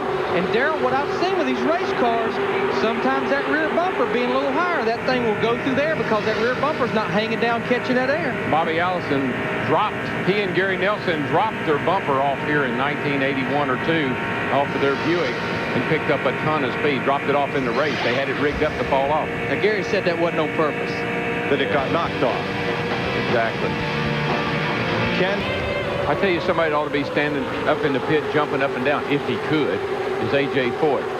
I mean, he put Ron Hornaday in that car for this year. Ron's 42 years old. He's a rookie. A lot of people question that call, but I want you to look where that cat is and how he got. Whoa! Did you see Earnhardt bounce off Kurt Busch there on turn 4? Yeah, and Earnhardt stuck his hand out the window, too, as they come off turn 4. Oh, boy, that's the lamb and the lion going at it right there. Earnhardt, just think how well he can drive with one hand. If he'd put them both on the steering wheel, he'd really be tough. He shakes his fist. He gives more direction than anybody out there. Mike Skinner in the blue 31, it wasn't but about 10 or 12 laps ago. They said he wasn't saying nothing. He was in 27th. He's done worked his way up to about 7th. I've got to see this again. Well, Earnhardt's trying to make it 3 wide. Boom. Right here, you'll see his hand off. Replay cut it off there. Wait a minute, you might see it this time. Watch this. Bam. That's just a little light tap. There's that hand waving. There it is. Kurt, you're number 1. You are. Teach them rookies something. Terry Labonte is on pit road. This is an unexpected stop. We've only gone about 30. Driving if they're going to take 2 tires. And I know you don't. I don't want to be the crew chief if he tells me he's going to take 2. Not like my car. Be like Earnhardt said, I ain't leaving till you give me 4. That's right. Michael Waltrip, 15. Dale Earnhardt Jr. in the 8. Those are also team cars. Dale Earnhardt owns those, and Steve Park's team. Well, I'm glad Michael finally got up there where we could talk about him a little bit, because he has been kind of hanging back in the back. But as we run down to the end of this run, get ready for pit stops, his car looks like it's really working pretty good for him right now. Michael loves Daytona, and he always runs up front here.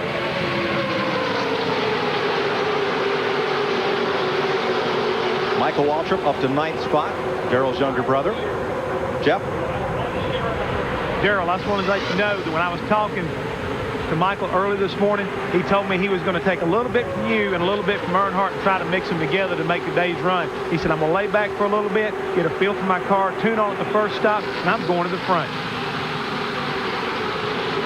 Well, he's very confident. Earnhardt to pit. And Sterling with him. Hornaday with him as well. Here comes Hornaday. Halfway this time by. 5 cars are on the pit lane under green. Jason Leffler is coming in with them, and so is Stacey Compton. Jeannie? Well, Ron Hornaday will indeed take 4 tires, and the impressive part here, how'd you like to be doing all this stuff, the splash of fuel, clean the windshield, with A.J. Foyt looking on? Dick? Earnhardt will take 4 tires. Car owner Richard Childress is the guy who has made the call. That is all the adjustment you're going to see on the hood. One of the crew members just nailed it to Steve. Sterling Marlin's going to get 4 tires, Dick. They also took a tearaway off the windshield. They talked about making a wedge adjustment. 14 is out, 3's out. Sterling Marlin's out as well. It'll take them a while to get drafted back up, and the field comes off turn number 4. And here is another group coming onto pit road, led by Mike Skinner. Ken Schrader is coming in. There are this time more than a dozen cars in the pit lane. Kurt Busch, Jeff Gordon, Steve Park, Ricky Rudd, all making this pit stop. Kenny Wallace, Mike Wallace, both Bill Elliott and his teammate Casey Atwood, Dave Blaney, John Andretti, Kyle Petty, and Robbie Gordon are all in the pits. Steve? And Mike Skinner's in. They take a tear off the windshield as well. 4 tires. They do make a chassis adjustment to the right rear corner of the number 31. Left side tires now going on. Looks like a good stop for Mike Skinner. Let's go to Dick Bergeron. Bill Elliott, the pole sitter down on pit road. This crew is basically the same crew he worked with last year before he changed brands. He's out of here after a 4-tire change. Wow, this will jumble up the field. Ward Burton continues to lead. Jeff Burton, his brother, one's in a Dodge, one's in a Ford, and here they come to pit road. The Burton brothers lead this charge in. Dale Earnhardt Jr., Jerry Nadeau, Mark Martin, Ricky Craven, Andy Houston, Jeremy Mayfield, Matt Kenseth, and 8 more in the pits. Matt? The 22 is in his pit. He said his car was just a tick tight. His car was much better when out in front. The 99's also in a 4-tire stop for both cars. They're going to adjust the 22 slightly with air pressure and air pressure adjustment. On the 99, he's down and away. He beats the 22 off pit road. Bobby Labonte is also in, so is Dale Jarrett. Dick? Dale Earnhardt Jr. on pit road. They let the rear tire get away from them. It's flying out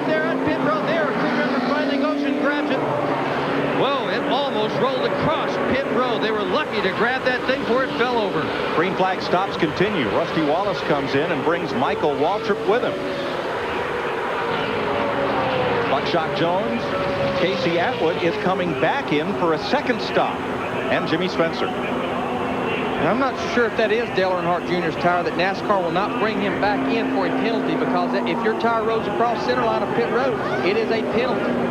That was some of the wildest pit stop action I believe I've ever seen. Cars were everywhere, and we don't get to make that many green flag stops, Larry. Most times we'll drag them under caution. Well, I talked about it earlier. What I like is that first group that pitted, there were 5 cars on pit road. It was total melee the next 2 times that cars was on pit road. Trouble though for Casey Atwood. He came back in to top off the tank and I think take a piece of tape from the grill. Going to be a penalty on Ron Hornaday for speeding down pit road. He'll come in to serve that penalty now. I always ask my crew chief, Larry, will you work with the team around us so there's nobody in my way when I come in, so I can get in and out? Hornaday stalled the engine on the exit a while ago, and it frustrated him so much that he sped down pit road. Robert Presley out as well, and there's 4-time Indy winner and 72 Daytona 500 winner A.J. Foyt, who owns Hornaday's car.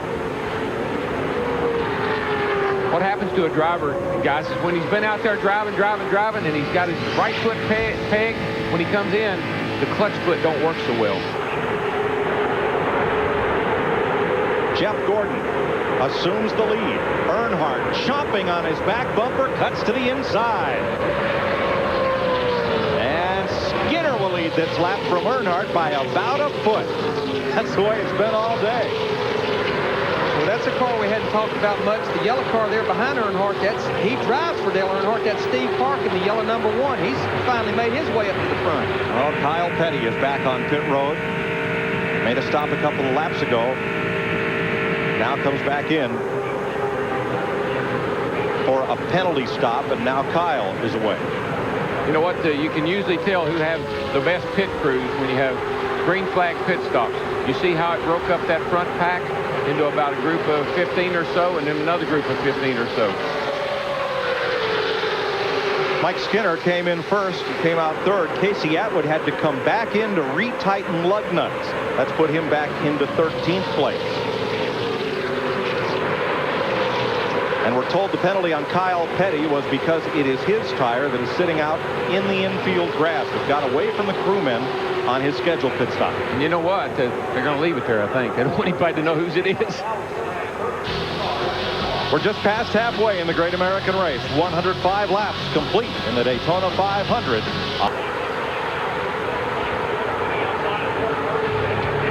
Welcome back to the Daytona 500 on Fox. Jeff Gordon has taken the lead for the first time today. He's brought Ricky Rudd with him. Dale Earnhardt sits in third. Tonight on Fox, Futurama at 7, King of the Hill at 7:30, and Sideshow Bob control Bart's Mind. Kelsey Grammer guests on The Simpsons, and Malcolm in the Middle, and The X-Files. It's all new on Fox starting at 7, 6 Central tonight. Steve Park, Dale Earnhardt, and the third of those Chevrolets is the 31 of Mike Skinner chasing Jeff Gordon. It's a Chevy front 4. Now at Fox, we're working on a number of new innovations for our NASCAR coverage, including a way for you to identify the cars more easily at home. Here's a little demonstration of Fox Tracks. It'll help us pinpoint drivers for you in the field. Rusty Wallace back there trying to work his way back up on the lead lap will pinpoint him. Every car has a GPS receiver. The Sport Vision folks, they have telemetry all around the racetrack to keep you pinned into those cars. There's Mike Skinner working up the outside and showing his speeds. Earnhardt versus Skinner and Wallace. At this point, Skinner just a little bit faster coming off that corner than is Earnhardt. This is just a demonstration, folks. If this didn't work too well, we can call it an experiment. But in coming weeks, we're going to roll out Fox Tracks on our NASCAR coverage.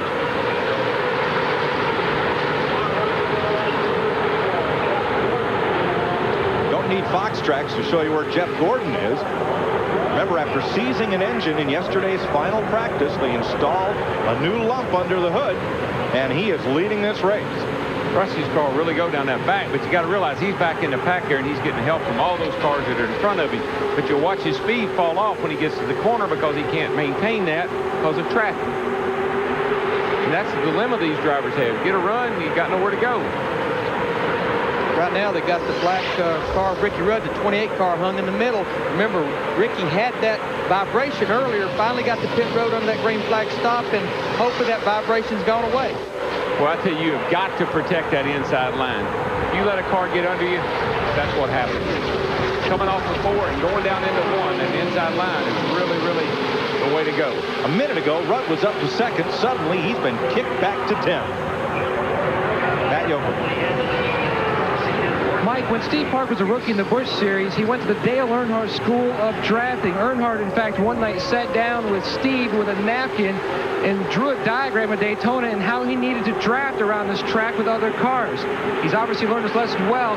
Last night in Happy Hour, the crew did make some changes, though. They went to a lower gear and a different shock package. Right now, the car is very comfortable, and he was very content riding behind the 3. The Long Islander, second-generation NASCAR modified driver, started 25th. He's up to 3rd. Look at Sterling Martin in the silver car below the 7 car Mike Wallace, making it 3 wide going into turn 1. Sterling's done that a lot today. Yes, he has. And the reason that's happening right there particularly, the wind is pushing those cars down into turn 1 really, really fast. From Ricky Rudd looking back. 182 miles an hour, 6,900 RPM. Mark Martin goes by on the outside, or pulls up on the outside. Right now, the tire's pretty fresh. See that throttle? He just flipped it just a little bit getting the corner. Sometimes you got to back off just a little bit to keep from hitting the car in front of you, though, Darrell. That's mainly what's happening. If we had a brake pedal on here, you'd probably see he's riding that brake a little bit, too. Telemetry also showing where he is on the track, going now through the tri-oval. 18-degree banking here at start-finish. This is where he's at on the racetrack. Ward Burton right behind him. Boys, there's some slicing and dicing going on now. Darrell, I don't think I've ever seen a Daytona 500 with this many cars holding up in that lead pack. And that second group that came out of the pit a little late has caught back up. So, like drivers have told me all along, you can't get out of the draft. Often, green flag pit stops will spread the field all out. Here, they're spread across the racetrack instead of the length of it. 4 wide for a moment.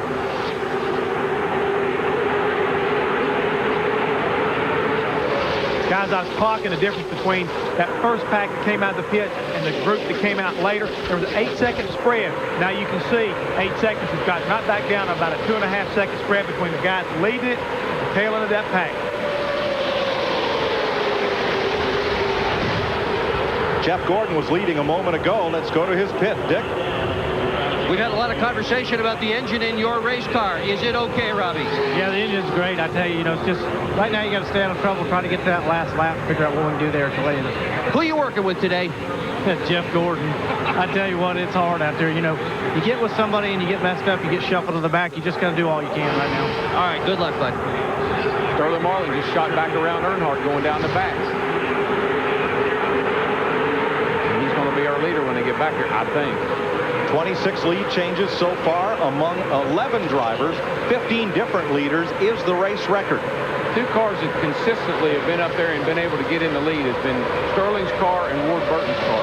They seem to be able to get in the lead if they can get the right line working with it. There goes Gordon getting that run over turn 1 and 2, getting the help from the 7 car Mike Wallace, but I don't know. He drifted up awfully high up there coming off turn 2. I think Gordo's car's pushing up on him a little bit, probably more than he'd like for it to, and it's opening up a lane underneath of him that he would like to not have happen. 3 wide once again, heading for turn 3. Jerry Nadeau, 25, caught in the middle with Ricky Rudd, Jeremy Mayfield, and Bobby Hamilton, and there's Steve Park, the yellow car in the middle, number 1. Jeannie? Well, Paul, I heard your driver came through here on the radio and said, sorry about that pit stop. I overran things a little bit, but I'll make it up to you. And he is making it up to you, isn't he? Yeah, first pit stop, we kind of slid through the pits, and, everybody kept a real calm head, and we got him pushed back and had a decent stop. But, obviously we had to start in the back, and then now we've had the green flag stop. We had a really good stop and got him up in front. So everything's real good right now. All right, we'll leave you to the business of wheeling and dealing up here. Thanks for the time. Paul Andrews, championship crew chief in 92 with Alan Kulwicki. 116 laps complete. Jeff Gordon out front. Mike Wallace, one of 3 brothers in this race, up to second. Mike Skinner and Ken Schrader fight for third. Sterling Marlin right up there. You're watching the Daytona 500 on the log jam he'll have to get through to get to victory lane. 80 laps to go. One more pit stop. Tick, tick, tick, tick, tick, tick, tick. Tony Stewart has come up toward that front pack for the first time today. Winner of the Budweiser Shootout last Sunday.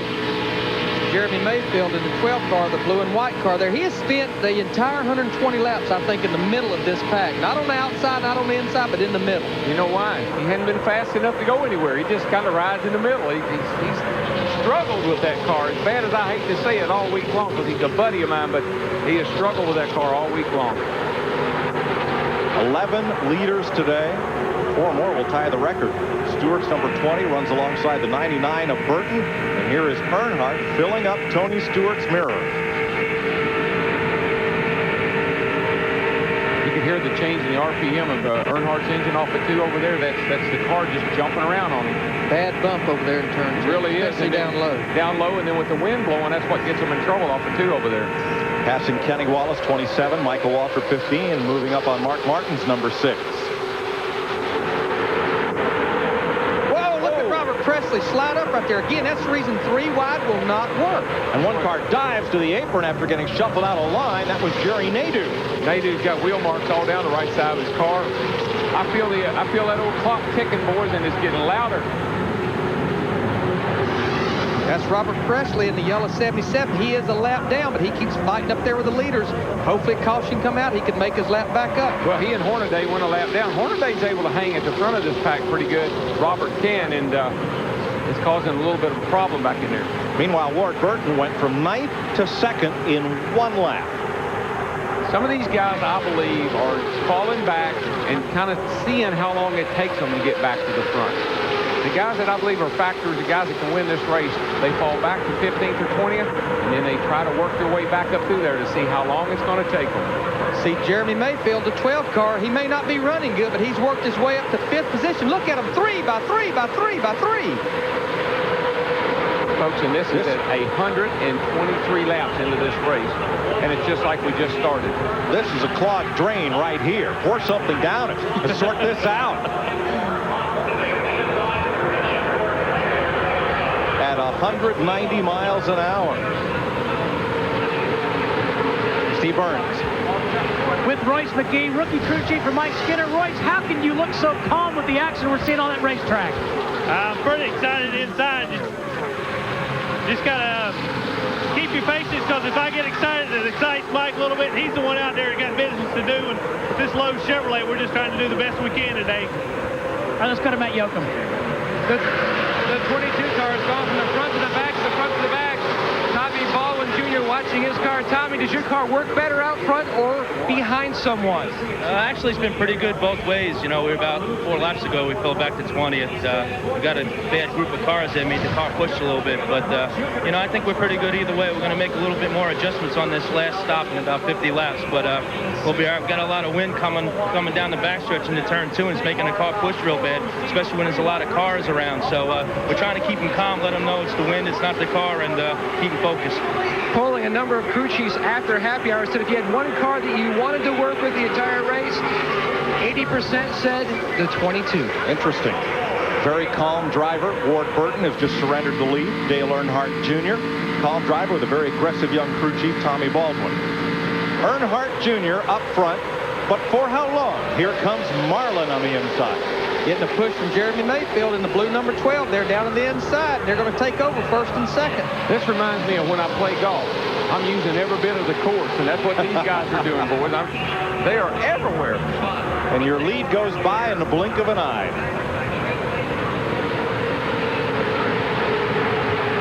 It wasn't very long ago until Jeremy Mayfield had they held him up for a speeding on pit road.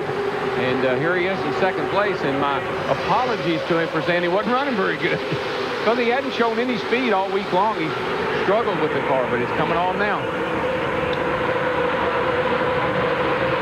Sterling Marlin pulls them around Daytona International Speedway. He's now led 30 laps today. 126 complete, 74 to go in the Daytona 500 for the lead in the Daytona 500. With us today, the Budweiser.com airship, reminding race fans Budweiser is NASCAR's official beer.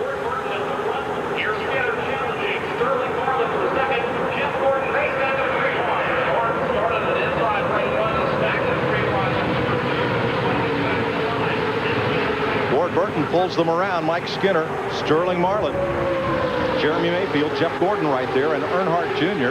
And now here's Matt Kenseth by himself. I think something happened to the car, like he maybe lost his cylinder or something because he dropped way off the pace. Steve? Darrell, actually what happened was Matt Kenseth broke a right front shock on that number 17. The crew is ready. It looks like they're going to have to bring him in. That makes it kind of ill to drive, but believe it or not, that's the best one to break. See how it's bouncing up and down. You can see the front end there as it goes along. And what they would hope is a caution will come. They can get to pit road, and you can probably change a right front shock here under caution without losing a lap. Well, these shocks are so aggressive that more than likely he broke the mount. More than likely he pulled the mount right up out of the roll bar. And here goes Gordy down on the inside looking for the lead. Jeff Gordon taking Ricky Rudd with him. Remember, Rudd is trying to win his first 500 in 24 starts. How about the orange number 20 car there? He hadn't been in the picture, pulls right up on the back of Mike Skinner in turn 4, and here he is battling to get in that top 10 and get up there with the leader. Robbie Gordon comes underneath him, though. Look at Gordon on the left. He's been very aggressive in his march to the front. Got into the back of Ricky Craven a bit ago. Squirreled Craven up. Keeps coming toward the front. Robbie Gordon riding for Morgan McClure. They've been to victory lane in the 500. That yellow number 4. I got to believe if I'm driving that 3 car, I fell back to 20th place. I said, Richard, tell me how many laps it takes me to get back to the front. So when the thing comes down like he did at Talladega, you can make those big passes. Robbie Gordon waving off there. A big wave in the window, that number 4, back at Tony Stewart. I think it's because he crowded him a little bit when he made that pass. Well, he has been aggressive. Look at right up here and get into Ricky Craven. Oh, boy, he got him bad loose. Drove him down on the apron.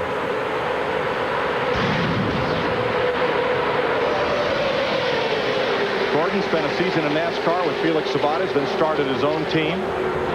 Now Larry McClure has put the IndyCar veteran behind the wheel of his number 4. He is a very talented young man. He can drive a race car if they can keep the bit in his mouth. Keep him under control. David F. should be pretty good at that. He's worked with some hot heads before. Tony Stewart moving to the inside, bringing Joe Nemechek with him in the 33 car, and they're going to make the pass going into turn 3. I was referring to myself, by the way. But you know, Darrell, it's a whole lot easier to pull that rope than push it. Oh, yeah. Mikey Waltrip getting squeezed in the middle. Man. And Skinner right down to the apron to try to work past Kurt Busch. 31 is Skinner. Busch got kicked way up high, and Skinner pulls right up on Earnhardt's bumper. There's such a difference in the way these cars are handling right now. Some can run wide open, some can't. And you're getting that big draft pulling up. The closing rate is really fast when you're in the back there. Somebody's going to run over somebody here before long. Darrell, turns 1 and 2 are in shade, 3 and 4 in heavy sun. Big difference? Well, a lot of difference. The thing about the 1 and 2 is we got the wind blowing about 20 miles an hour right down toward that corner. We got a headwind up the back, so it bundles them up, boxes them up into 3. Then they all get strung out, and they make a big run down toward turn 1. Chesapeake, Virginia's Ricky Rudd started 30th. Laid in the back of the pack for a while, and now he's up there in 3rd. Or is it 4th as they come across too wide? Now you can see looking out that windshield, I'd be telling my crew, on that stop, I need a tear-off pulled away. I need to take a layer of that tear-off so I can see the sun starting to bother me. Also here in Daytona, at these high speeds, because we're near the beach, the windshield actually gets sandblasted. You can't clean it, but again, that's the reason we run the tear-offs, pull off, and it's like a new windshield. A tear-off, folks, is a piece of Lexan, a thin piece of Lexan that glues to the windshield, and you can pull it off like a tear-off on a helmet, like a dirt track driver would use. Matt Kenseth, they're going to go under the hood, Steve. Mike, and they're looking at that right front shock that we said was broken a while ago. Hood up. This is going to cost incredible time for Matt Kenseth in the bid for this 43rd annual Daytona 500. There's not a whole lot they can do see if they can get at it, but again, he's dead in the water right now. As is Dave Blaney, coming down pit road very slowly. One of those Bill Davis Dodges, Ward Burton is the other. He's headed toward the pits, so he thinks that maybe they can fix it. Burton, his teammate, leads. The South Boston, Virginia driver, one of 3 brothers, all did a little bit of racing, and now Ward and Jeff compete in Winston Cup. Sterling Marlin trying to get his little group together there on the high side in the 40 car. Matt, what's wrong with Dave Blaney? He just went down pit road, Mike. His car was silent. Dave came on the radio and said, I think it might have broken the crank. Might have broken a crank. I'm not sure. It sounds like something deep in the motor. Well, that would be the first failure among the 10 Dodges in this race. Yeah, but they've had the least amount of problems of anybody down here the whole 10 days we've been here. So that's unfortunate for them, and I don't think it's a sign of things to come. It's probably one of those one-off deals. His teammate, Ward Burton, leads. The soft-spoken outdoorsman, South Boston, Virginia, now loses the lead to Sterling Marlin on the high side, second-generation driver whose dad won a 125-mile qualifier here nearly 3 decades ago. Well, Burton comes back. We've seen everybody being relatively patient and willing to work together, but we're running out of time. One more pit stop to go. 137 laps in, 63 to go. Ward Burton leads Jeff Gordon, Sterling Marlin, and Ricky Rudd in the Daytona 500. And Mike Wallace was in 2 laps ago. Ward Burton, Sterling Marlin, 2 Dodges and a Ford. Kurt Busch, the rookie from out of the NASCAR Truck Series, likes to go to Major League ballparks on his off weekends. He's not going to have any of those this summer. He's racing Winston Cup. Boy, look at Ward Burton getting to run up the middle right there, right beside Sterling Marlin coming off turn 4 right there.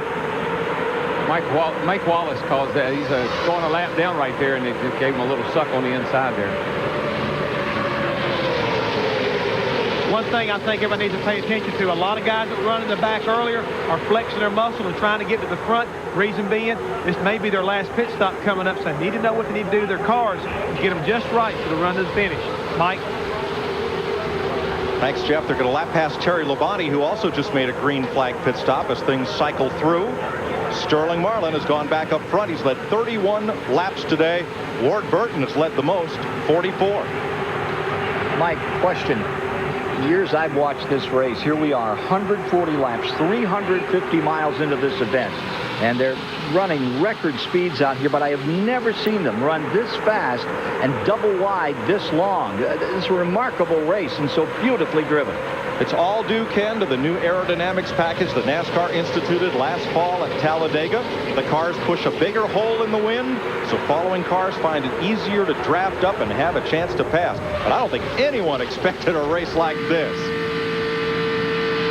And I know that it's easy to say it's the aero package, but it takes all your focus, all your concentration, and all that hard working out you did all winter long to sit in there and sit on that hot stove and sweat ice water. Speaking of sweat, rookie Kurt Busch getting a little lesson from Dale Earnhardt Jr. right up his tailpipe. Well, there's been a lot of that.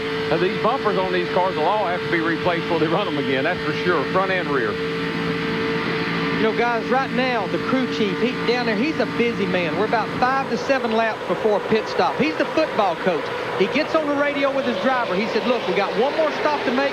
Tell me what you want to do to that race car. Whatever you do, don't get caught speeding down pit road. He gets his pit crew together. He said, guys, this is what we've worked all winter for. One more stop, just a solid stop. No mistakes, no loose lug nuts. Wow, Darrell Earnhardt went in there on the bottom lane in 5th place into turn 1, but he came out in about 10th or 11th place as the lead changes hands again.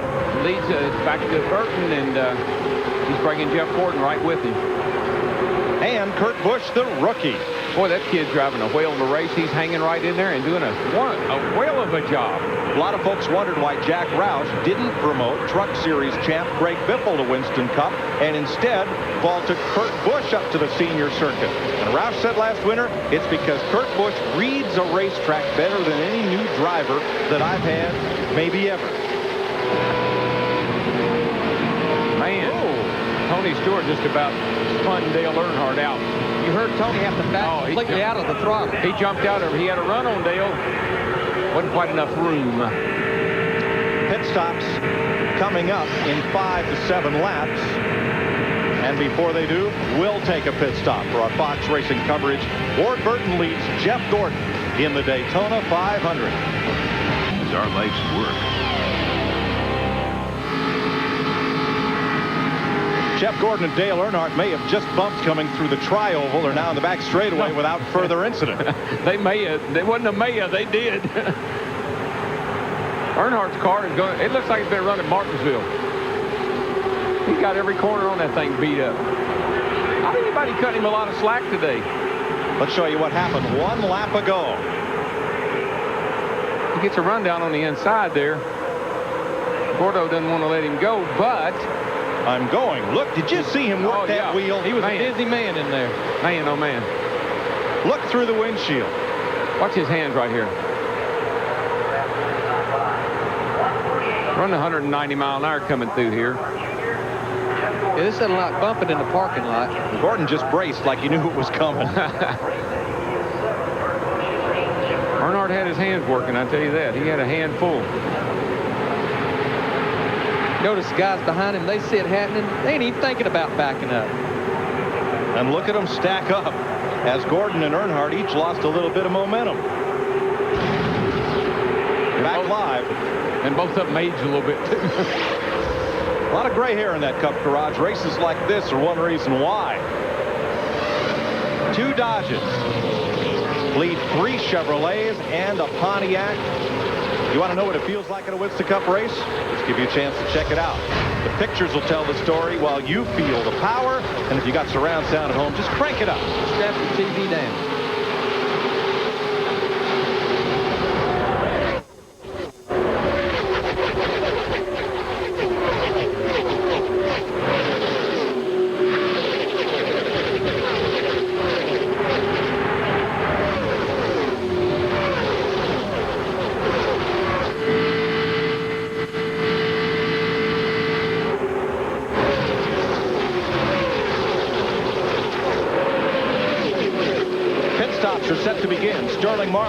Is going to bring Ken Schrader down pit road. Green flag pit stops. Earnhardt is with them. So is Brett Bodine, Johnny Benson, and Jason Leffler.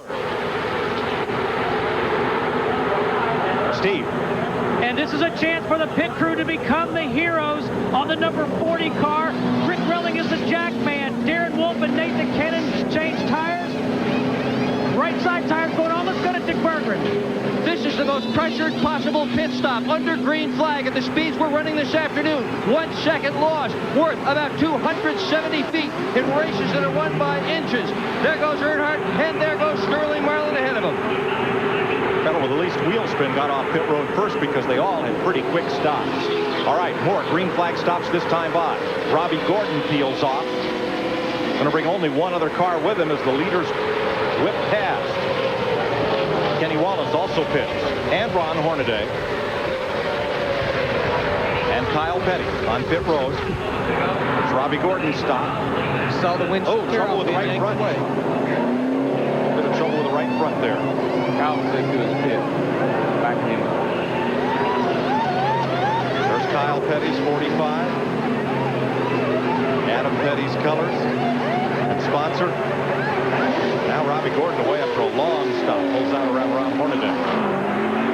Nail-biting time. Green flag pit stops. 49 laps to go. Here come the leaders once again.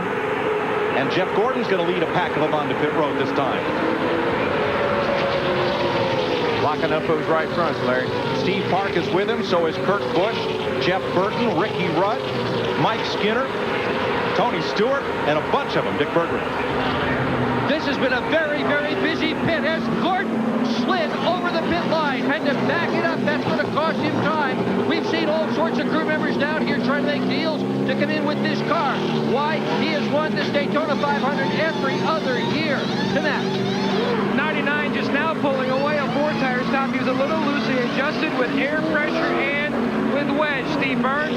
Matt, left side tires going on the 31. They made a track bar adjustment. He stole the car out. Precious time lost. Mike Skinner cannot get it refired. Trouble The winner of Thursday's 125-miler is blown up. No, he broke a drive shaft or something. Broke a drive shaft axle or stripped the axle plate or something, and they're going to push him behind the wall. Ward Burton leads Michael Waltrip, Dale Earnhardt Jr., Jerry Nadeau in, and Bill Elliott. Matt? The leader is in his pit. Tommy Baldwin on the right rear. Tommy Wallace on the right front. It is a 4-tire stop. They were complaining about the car being a little tight off turn 2. They made some slight adjustments with air pressure. His last stop was 16.7. He's down and away. Jerry Nadeau has a good stop going for himself. It's a 4-tire stop, as has been the case with everybody we've seen on this end of pit road. He's gone. Mike Skinner out of the race. New leader, Bobby Labonte, led this lap first time. The Winston Cup champion has led today. 39 lead changes. That's the most in the Daytona 500 in the last 18 years. Green flag pit stops continue. 153 laps down. We'll be back to Daytona right after this. Bobby Labonte has just given up the lead by making his green flag pit stop, and so has Dale Jarrett. That'll put Sterling Marlin back in front of the Daytona 500. There's Jarrett still trying to get up to speed after his pit stop. Now before the pit stop, here's a look at Jarrett. And you can tell what he can see. He doesn't see so hot. A lot of glare. No, a lot of glare in that windshield. He's going to have to get one of those tear-offs. And that was cars trying to get on the pit road, and he ran up on them and couldn't see him. Trouble, front straightaway. Spinning across the racetrack is rookie Kurt Busch. Can he keep it down in the grass?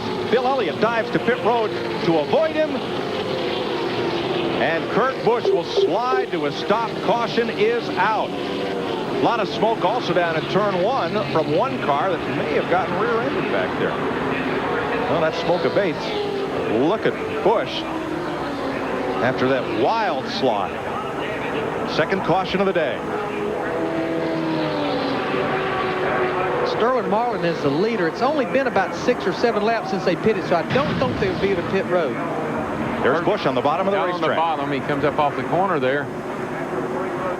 He wanted to get back in line, but guess what? Joe Nemechek was there. Ward Burton just barely getting by there in the black and yellow car. He just thought he had a spot in line, and it closed up on him.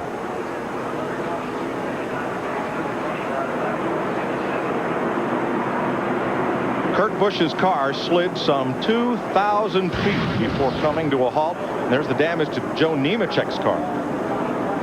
Not only has he got the damage on the left front from Kurt Busch, but he got up into the wall on the right side, and he's got damage on both sides.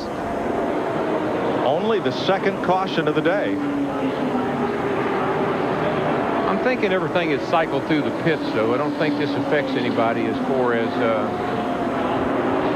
You know who I think it does affect? Is Rusty Wallace and Robert Presley. Rusty, after going a lap down at lap 28, I think he has gotten his lap back. He may very well have, because he could have stayed out a little longer than some of the others did. And there he comes. So I think you're probably right, my friend. Indeed. Presley and Wallace are now back on the lead lap of the Daytona 500. A race that Wallace has tried now for 19 years to win. We'll be right back. This is NASCAR on the day at 159 laps. Some drivers stopped under this caution, but they were toward the tail end of the lead lap. The leaders stayed out. Let's show you what happened at turn 4. Jeff Hammond. Yeah, as we can see, the 97 car coming off of turn 4, and he starts working up to the outside. Right about there, the spotter should have been saying outside, outside, but it looks like the car, he just kept coming over and got right into Joe Nemechek, and right in the wall he goes. So unfortunately for the 97 car, makes me wonder if he was listening very closely to his spotter. We haven't said a lot about spotters today, and they're very critical here at Daytona. And I think they've been doing a pretty good job all day, because this is really one of the first incidents we've had because it looked like driver error. Jeff, I talked to a couple of spotters yesterday, and they said the toughest places on this racetrack are right there, the exit of turn 4 and down the short chute entering turn 1, because you're looking at the cars either head on or tail on from the top of the roof, and it's very difficult to tell distance between those cars front to back. That's a good point, Mike, because I got honest with you, this is the best I've ever been able to see the Daytona 500.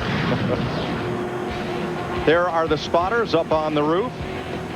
Eddie DeHaan closest to you. Bill Elliott's spotter there on the bottom row as Ricky Craven's car is pushed behind the wall. Here's a look at where our Koch family of drivers are running in this Daytona 500. Set to go back to green. Sterling Marlin leads the Earnhardts, junior and senior. Speaking of senior, Kevin Hamlin, Dale Earnhardt's crew chief. This is Larry McReynolds with Fox. I know there hadn't been a lot of strategy having to pit about every 50 laps. I'm not going to ask you, can you win this thing? That's like trying to predict the weather. But what has Dale said about that thing all day? He hasn't said a whole lot of anything, Larry. To tell you the truth, he said that earlier in the day that the wind down in turns 1 and 2 was a little bit hairy if he got caught into the middle, but said he had his hands full doing that. Other than that, the Jim Goodyear and Surplus Monte Carlos run pretty decent all day. You know, he bashed in the nose a little bit coming into pits there. That first stop running to the back of Schrader when they all did a brake check. So that, arrow-wise, that's hurt us maybe just a little bit, but all in all, I think it's been a pretty spectacular race so far without many incidents. And, you know, Daytona's the world's greatest race, and I think they've even somehow made it better. All right, Kevin, I'll let you go back to business. Sterling Marlin, our leaders on pit road to the flat tires. We go back racing, Steve Burns.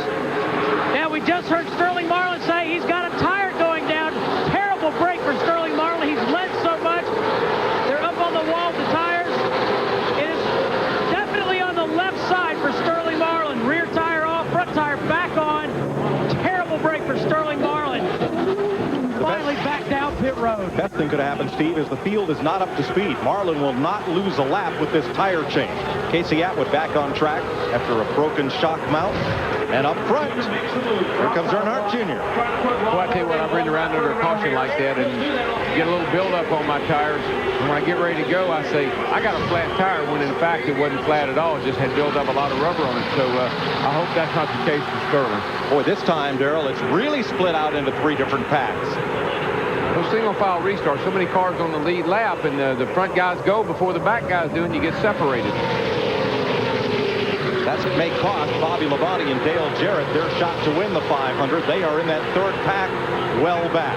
Race record, 15 different leaders. We've had 13 today. 42 lead changes, the most since 1983, and 2 cautions, the fewest since 1963. Well, look at Ken Schrader in the yellow 36 get a run on the high side off turn 2.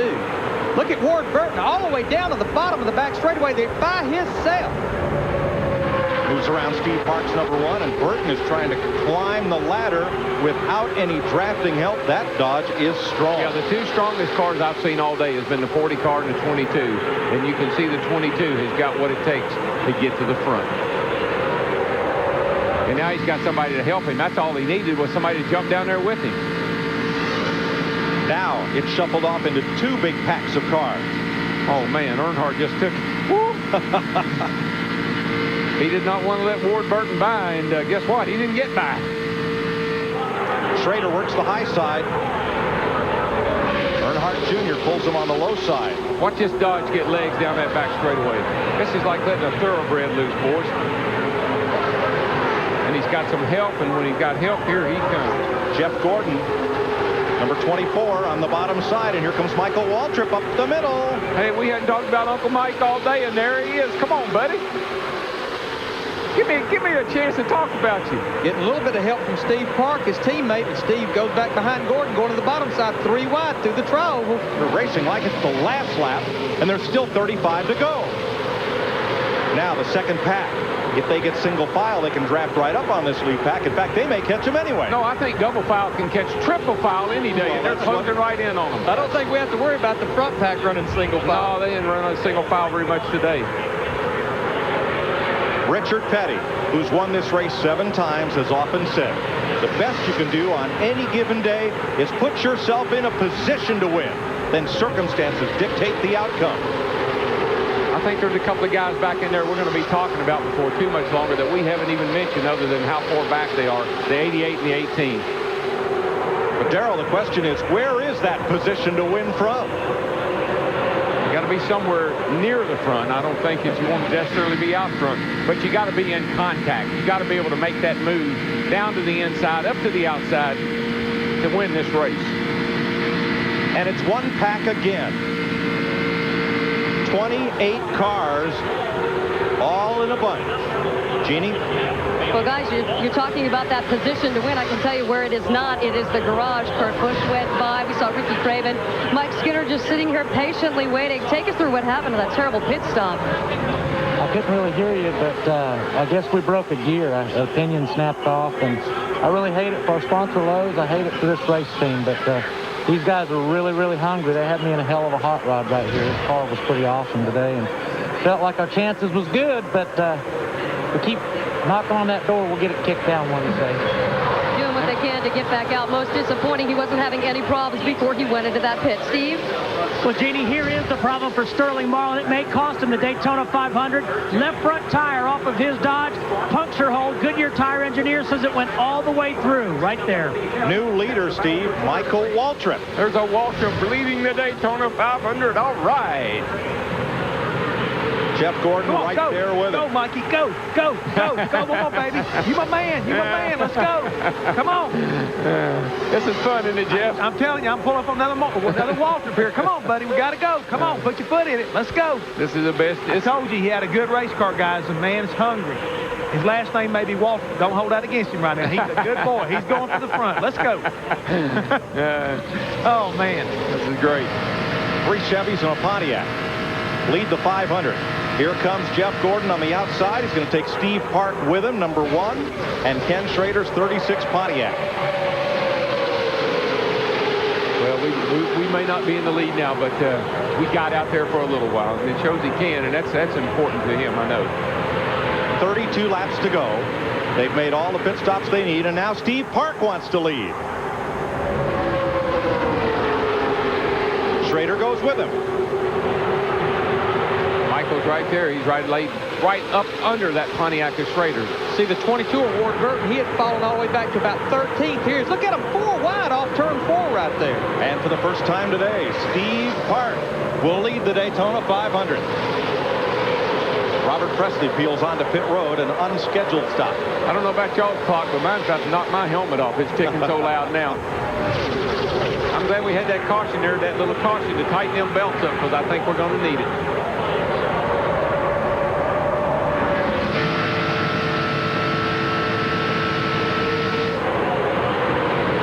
Michael Waltrip battling Steve Park. Park got his first Winston Cup win at Watkins Glen last year. Pretty impressive. All 3 of them DEI cars up there in the lead. The 1, the 8, and the 15, all 3 of them. And guess who's right behind them? The owner, Dale Earnhardt Inc. That's what DEI stands for, and here's the boss in 7th place. Johnny Benson on pit road, driving the car he came within 5 laps of winning the Daytona 500 with last year. Unscheduled stop for Benson. Clear there. He's going to have a run. Johnny Benson's problem is under the hood, Mike. He has lost not just 1 cylinder, he has lost 2 cylinders in that number 10 automobile. A Hendrick engine powering Benson's Pontiac. Yeah, Junebug's laid up in there giving Michael a good push down the back, going to push him right out into the lead. And for the 3rd time today, Michael Waltrip has the lead. That black 3 is going to follow him. And they're going to come right on with behind him. That inside line seems to be the place to be, and you got to protect it. Left their teammate up there in the top groove all by himself. Well, he's got company, Ken Schrader and all, but there goes the lead. Waltrip, Earnhardt Jr., Earnhardt Sr. Watch that yellow and black Dodge, number 22, Ward Burton, and Ricky Rudd is coming up there with him on the inside. Number 28. Wonder what Teresa Earnhardt's thinking right now. She's got a team she owns. Dale Earnhardt Jr. and her husband out there running 1, 2, 3 right now. She's asking everybody how much this race pays to win, baby, right now. To run first, second, That's right. third. How much we going to take home today? We were joking in New York. There's one fellow in that pack that knows. Ken Schrader knows how much he makes every spot he moves up and how much he loses every spot he goes back. Oh, yeah, he'll intentionally run 10th because it's a bonus for being 10th. Pays more than 9th with all that bonus money. You bet. 29 laps to go. Michael Waltrip leads Dale Earnhardt Jr. and Sr. in the Daytona 500 on Fox.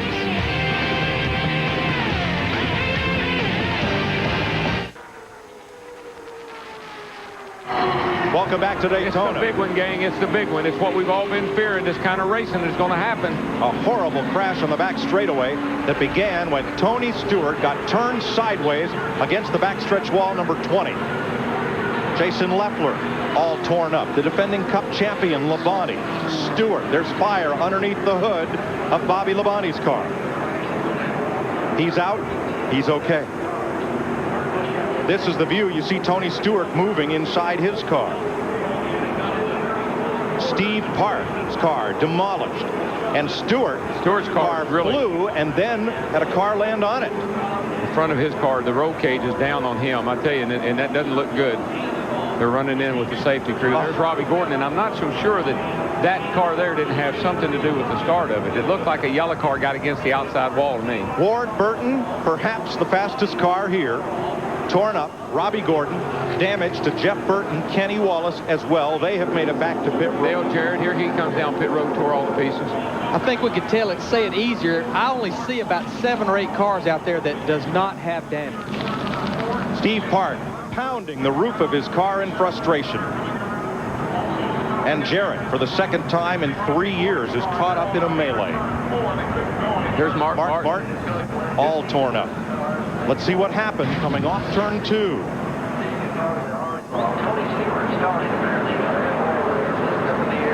It's happened up here. I think that this car right here, man, and look at, is that Stewart's car? That's Stewart's car. Rode right across the top of Robbie Gordon's car, the 4 car. And I think everybody back up and look at it again. I think that the 4 and the 20 may have been that started that. Stewart was the first car sideways. Here's why. Here's the 4 got into the back of Ward Burton, I believe.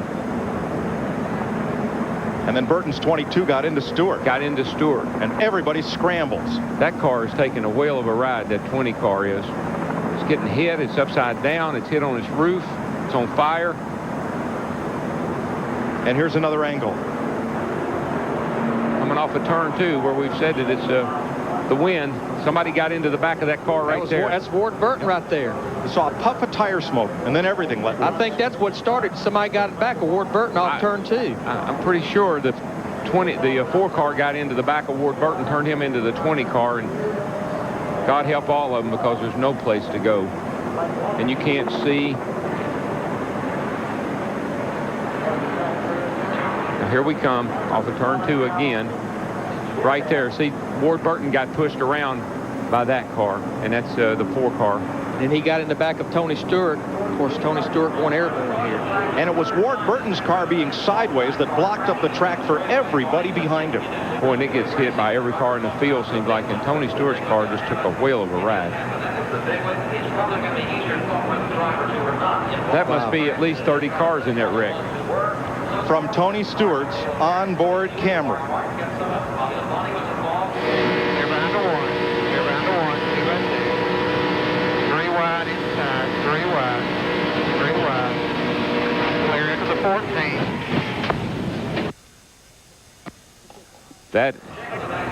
That is something a driver never wants to hear. 4 times I made it through. I flapped out of the tire. I made it through. 10-4, bud. We'll put 4 on it. Here's one more angle from Mark Martin, whose car is now all torn up. It's the outside wall real hard. Gets hit again, and takes out.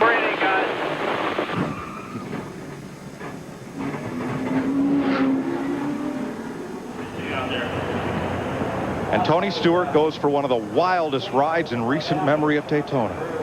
Kind of looks like the Richard Petty crash here, back when Richard crashed off turn 4 down here, standing on Look, he's got Bobby Labonte's hood. It was hooked to the back of his car as he was in midair. Both Gibbs's cars roll into a halt there. Let's give you the cars involved in numerical order. Number 2, Rusty Wallace. Number 4, Robbie Gordon. Excuse me, number 1, Steve Park. Number 5, Bobby Labonte. There is Jerry Nadeau walking back. Number 6, Mark Martin was involved. Number 01 was Jason Leffler. 18, Bobby Labonte. Number 6, Mark Martin. 20, Tony Stewart. 21, Elliott Sadler. 22, Ward Burton. 25, Jerry Nadeau. 43, John Andretti, 44, Buckshot Jones, and 88, Dale Jarrett. Tony Stewart is out of his car, and all the drivers involved have to take a trip to the infield care center. That is mandatory. There's Tony, helmets off, talking to the folks there. He's talking to Bobby Labonte, his teammate, as he gathers himself together and prepares to get out. But great news that he is okay. Take the time right now and call a right. The Daytona 500 has been halted for a devastating crash in the back straightaway. Andy Houston walking back. It was really over before it started. He and Jeff Burton, Dale Jarrett, Buckshot Jones, John Andretti. There's Joe Gibbs going to check on his 2 drivers. Jerry Nadeau, Jeff Gordon was involved. Ward Burton's car wrecked. Elliott Sadler. There's Tony Stewart's car destroyed. Bobby Labonte demolished. Mark Martin, Terry Labonte, Robbie Gordon, Rusty Wallace, Steve Park, and Jason Leffler were all involved in the back straightaway. 17 cars, and add Kenny Wallace, 18-car crash. Here's another look as they came off turn 2. Pretty sure that the 4 car got into the back of the 22. Darrell, I got to ask you here, what is, and I know it's happening so fast, but what is Tony Stewart feeling, and what is he hearing while this is going on? Well, probably he wasn't knocked unconscious, so he's having to deal with the whole thing. And when it gets silent, that's when you know you're in big trouble. It doesn't stay that way very long, but you know you've gone airborne, and you just hold on with all your might so that your arms don't go flying all over the place. Can't say enough about the integrity of these Winston Cup race cars, though. They've got that 095 inch and 3/4 roll cage surrounding them, and it looks like everybody's going to walk away from this crash unscathed.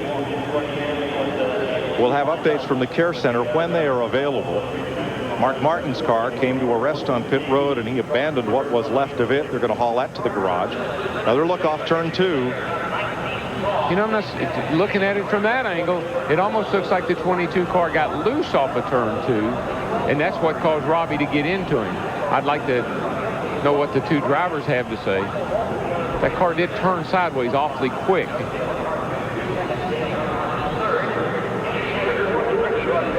Our tape producer looking for a view that will perhaps show us definitively. Now here from the blimp. Well, it's just ahead of it. Yeah, we're just ahead of it there. Now look at Burton's car. When it goes sideways, it collects up the whole rest of the field. I mean, there's cars going under Stewart's car while he's in midair. Yeah, there's cars. He was kicking around all over the place. Let's ride through it with Bill Elliott.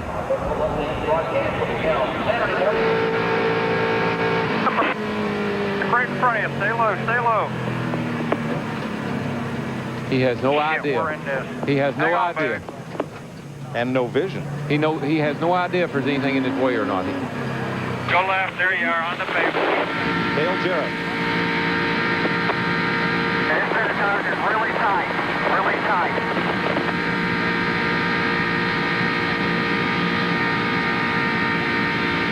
The M4 on it really tight. Slowing up here a little bit. Slowing up. Come on. Come on. Get back together.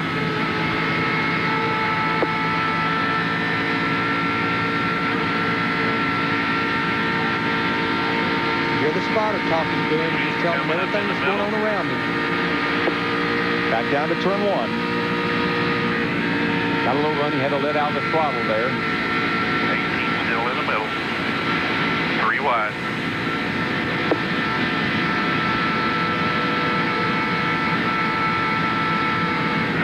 I got a spin here. Got a spin here. Slow down. Come all the way down. Come all the way down. Oof.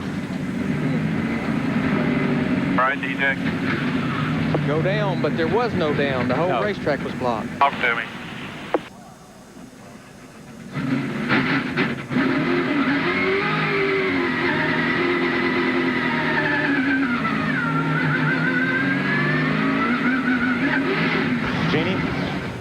Well, Robbie, 18-car crash. This is not where you wanted to end up, but I'm happy to see that you are in one piece. Can you take us through it? Well, I just hope everybody else is okay. You know, I was on the bottom, started to get a little tight. Tony got up underneath the Ward.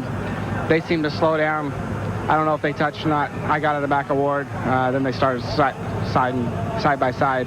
And it's unfortunate. All of us had pretty good cars at that point. All right, obviously a disappointment. I'll let you go be with your family. And by the way, just for precautionary measures, Tony Stewart is on his way to the Halifax Hospital. Again, just precautionary measures. I'm being told that he's fine. Matt? Jeannie, Mark Martin drove his car back to pit road. Mark, your battered mount looks pretty tough, beaten up. How about you? Can you see what happened from your vantage point? No, all I really saw was smoke, and I saw, I think, the 20 car way up in the air. And I went to the inside and thought I was going to get through there before they came down, but somebody hit me in the door and turned me around. I hit several different things, but, you know, I think we were setting okay with a Viagra Taurus. I think we were gonna be able to get a top 10 out of it, maybe. But you know, the fans got their money's worth today. That's all I can say. It was lap after lap after lap, and after that last restart there, with all those cars just bunched together like that, it just it was an accident looking for a place to happen. Let's go back to Jeannie. We're going to take in here with Joe Gibbs. Unfortunate afternoon, but the good news is both your drivers are okay, but they're both inside the care center. Well, actually, Tony went to the other hospital. They took him straight to the other hospital, and they said he was complaining of his shoulder. They wanted to do x-rays on it, but and it looks like Bobby's okay. I think Bobby's in there and sitting up. Donna's in there with him, so looks like our two guys came out of it. I'm worried about Tony because I want to try and get over to the hospital and see what he's complaining about, something about his shoulder. All right, we'll let you go. Andy Houston is another driver that was involved in that incident. He's okay, but what was it like in the middle of that thing? Well, it was really over before it started. The McDonald's Ford was running great today.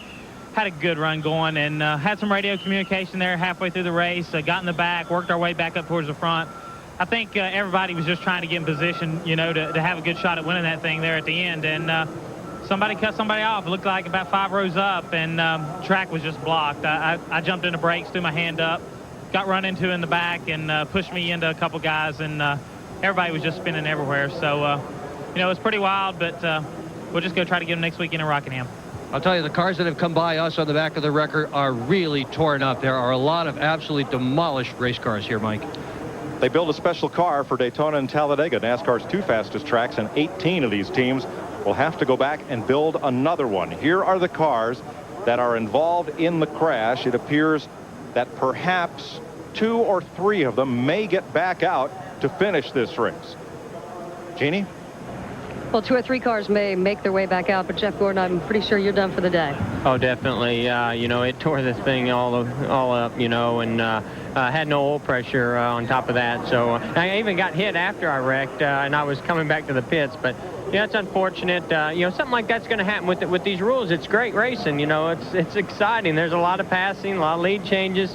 But one little mistake, you know, and that's what's going to happen, and it's just inevitable. But everybody did a great job all day long. It was incredible racing, and I got shuffled back there a little bit and was just trying to work my way back up through there, and you know, doing things that I didn't want to do. So I'm sure there's other guys that may have done the same thing, and I guess somebody got turned sideways up there and caused a pretty big wreck. Did it happen too fast quickly here, or was it something that a spotter could have told you was coming?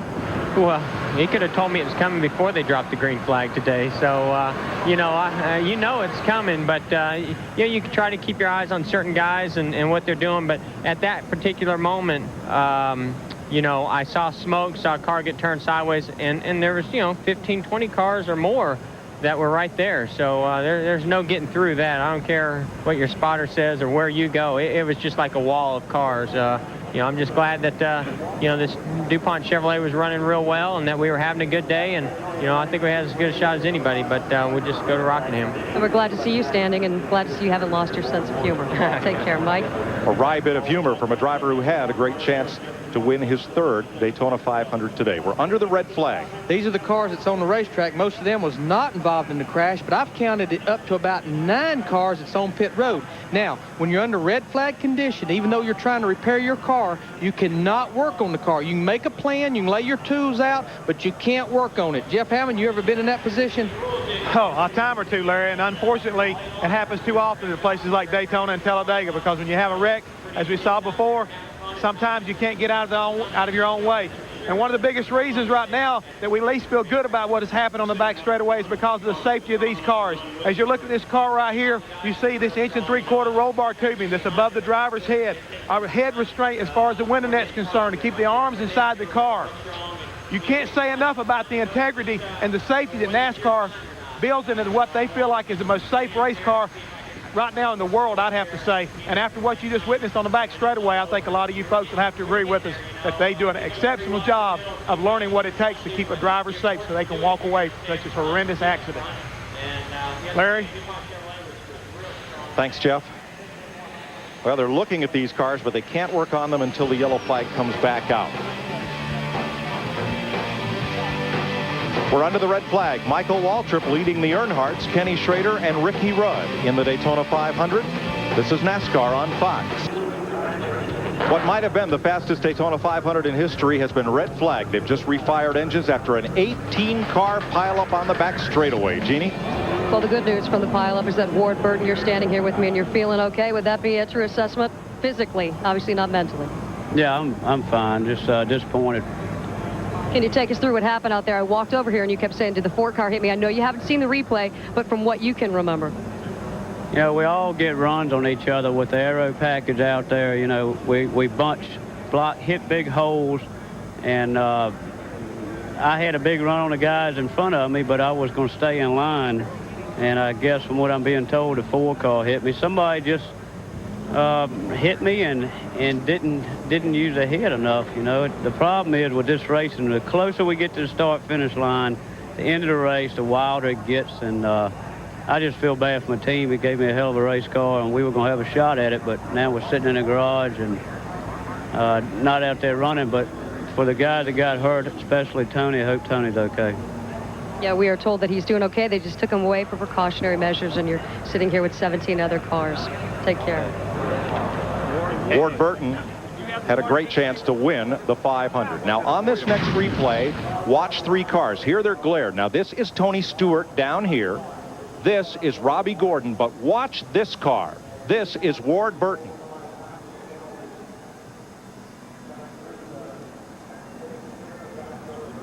And what happened was Tony Stewart got into Ward Burton, and he got Ward loose, and you can't correct it right there without losing the back end. It comes around, and he just... Here's another look at it.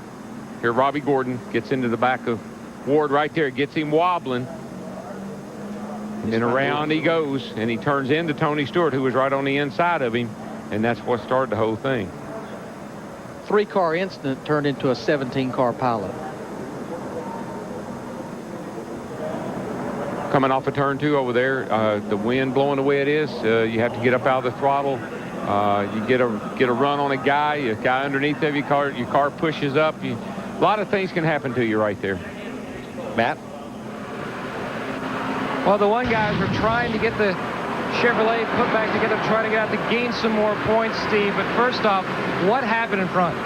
Well, I just like to tell my mom I'm okay because she's home worrying about me right now. But it's the same old thing, everything we hope we can avoid in the super speedway race. And I'm really not going to blame it on the racetrack or the new rules. We had some great race cars out there that were driving good. The show was awesome. It's just always the same people causing the same problems all the time. And it's just unfortunate for the Pennzoil team because we had a great race car this weekend, and we worked real hard over the wintertime to give us a car that was capable of running up front and to go up front and lead laps and run with my teammates and run with Dale and give us all an opportunity to win. To have it all go up in smoke like that is just is ridiculous, and it's just a shame there's a lot of laps left in the race still. Well, his team is working on his car. Pit stops are underway, Steve. And his teammate Dale Earnhardt Jr. just took 4 tires of gas, no chassis adjustments to Dale Earnhardt Jr.'s car. He has a shot to win this race.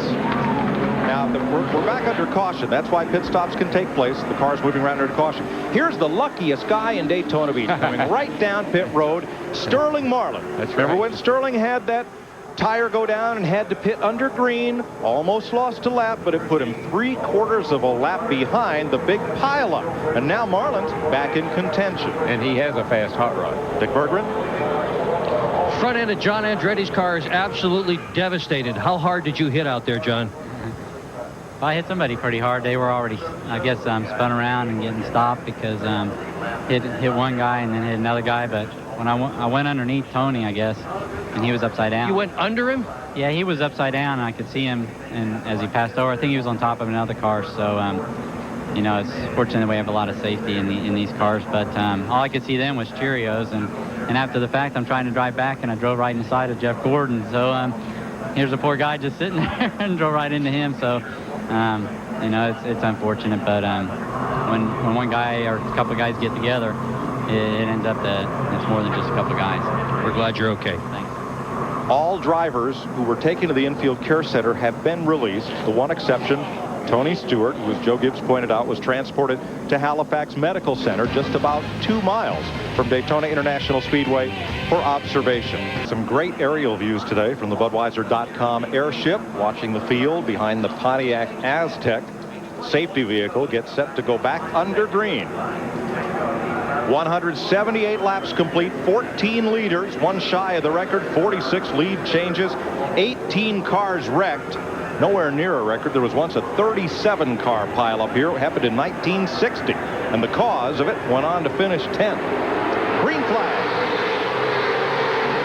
Dale Earnhardt Jr. leads Ricky Rudd, Earnhardt, Michael Waltrip, Mike Wallace, and pole sitter Bill Elliott. Now, you might say to yourself, well, these guys will take it easy to the finish now. Just hold on to the other side of your seat. 15 cars left on the lead lap. Some of those a little bit damaged. Really, we've probably got about 9 or 10 cars that has no damage whatsoever. There were 31 cars on the lead lap before the crash. Ricky Rudd hunting the lead. Earnhardt, though, on the outside, pushing his son into turn 3. The last father-son 1-2 finish in this race, Bobby and Davey Allison, 1988. Look at the 2 Dodges on the high side. Bill Elliott in the red 9. Sterling Marlin was a lap down, or almost a lap down. He's working his way into 5th position, going for 4th. I hate to tell Mikey, but Mikey, that's 2 Earnhardts up there. I think you're odd man out, buddy. 3 Chevys fighting 2 Dodges.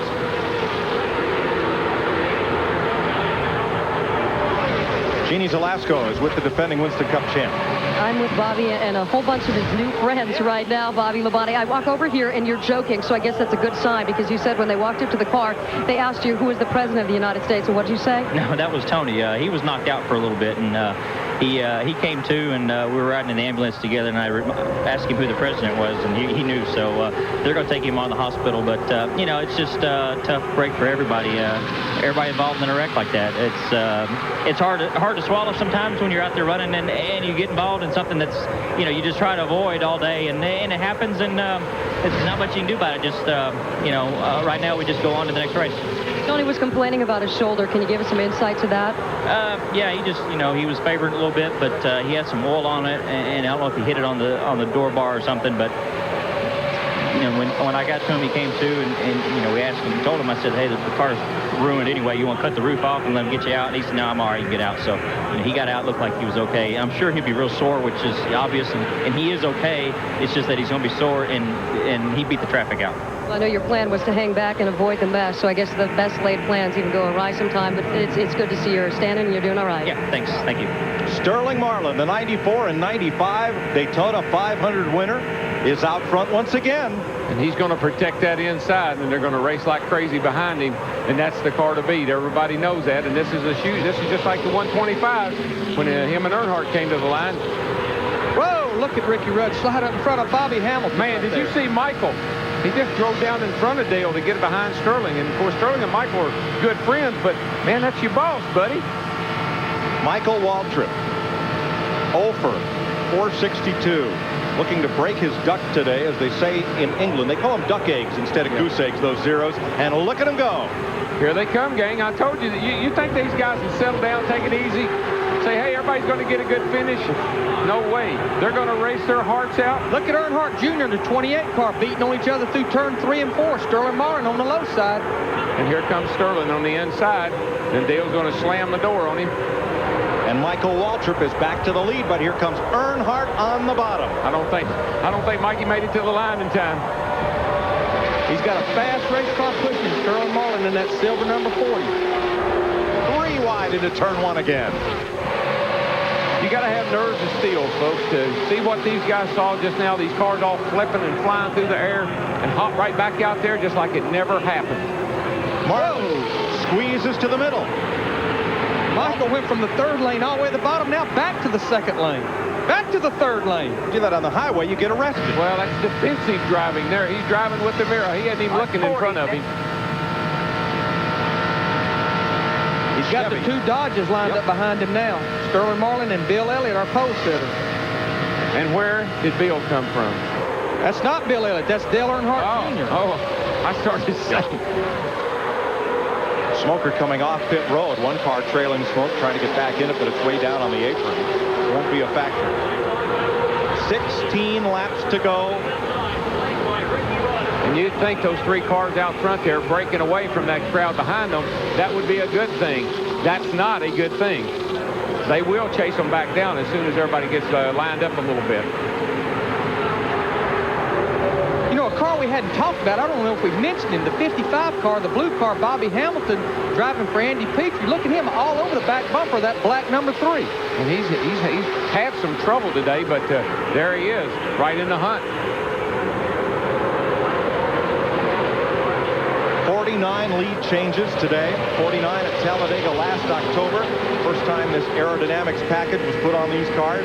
The most of any Winston Cup race in the last 11 years. Okay, that 40 car, he's sitting in good shape. But I'm really impressed with how Michael can pull these guys around here. Ricky Rudd backing up a bit. Rudd's been backing up a bit all week. He's just not quite had it together. See, when they get lined up, though, they chase them right back down, just in half a lap, down the back straightaway. That's Sterling Marlin from Michael Waltrip's race-leading car. You see the thing on the front of Sterling's car that don't look like it belongs there. It looks like it's a paper bag or something, and you wonder if it's over the radiator opening right there. There he comes, right over the back of Michael Waltrip, going to the outside. He's down low. I tell you, he better make that pass, or he's going to fall back a several spots. He needs some help to make that happen. And none of those 4 Chevys on the bottom lane want to help him. Michael wants to win a race as bad as anybody out there, worse than anybody out there, and he's not going to give up that lead without a fight. I don't care if it is Dale Earnhardt as boss. Right now, the car behind him is his teammate, Dale Earnhardt Jr. Michael's in a bind. If he lets Earnhardt by, I'm going to kick his butt. And if he don't let Earnhardt by, Earnhardt's going to kick his butt. So he's in trouble. Terry Labonte and Johnny Benson have just driven their cars to the garage and out of the Daytona 500. 3 wide off turn 4, right behind this group. It's still very dicey. Darrell, I'll just take the butt kicking from Dale Sr. I'm going to get my $1.2 million. Well, you know, Park cost Dale a shot at $1 million over at Richmond, and I thought Dale would be upset about it, and he said the boy did what I paid him to do. Exactly right. Sterling Marlin getting a little group there on the high side. Got Kenny Schrader and Ricky Rudd lined up, trying to make a run back on these boys, going for 4th place. All right, Darrell, if you're on the horn to younger brother Michael leading this race, what do you tell him? I tell him don't give up the lead. Don't let them get under you off of 2, and keep the door closed going into 1. Guard the inside, make them go around you on the outside. And he's fixing to get some people up there on the high side, because them boys is ganging up Sterling Marlin in the silver car. For more on Sterling's car, here's Steve. Well, guys, you can see on the nose of that car, it looks like paper or some kind of a wrapper. Remember, he knocked a hole in the grill early in the race, and they fabricated a patch to put in that hose to help the aerodynamics. They put that on there early in the race. Thanks, Steve. Jeff Gordon is back in the race. Ugly car. Oh, man. Not much left of it, but he's out there to pile up some points. There it is. Folks, you don't have one in 1/24th scale like this, and you don't want one. The biggest problem he's going to have is going out there and trying to maintain a minimum speed that NASCAR requires with all that sheet metal going. Well, I don't know. There's several cars riding around like that. As long as they don't get in the way, they might be all right with just as few laps to go. But here comes Sterling on the outside. Marlin's got the lead coming out of turn 4, and the Pontiac of Ken Schrader is lined up with him. And the Ford Thunderbird of Ricky Rudd, the black car right behind him. There's Bill Elliott. Darrell right there behind Ricky Rudd in that Dodge. Red number 9, Elliott, the pole sitter. You're with him. That's the closest he's been to the front since the race started. Matter of fact, he's supposed to be to the front all week long. Didn't run well in his 125-mile qualifying race. Had the lead for a little while and then fell back to the tail end of the line. We'll go veteran to get up on the wheel when it counts.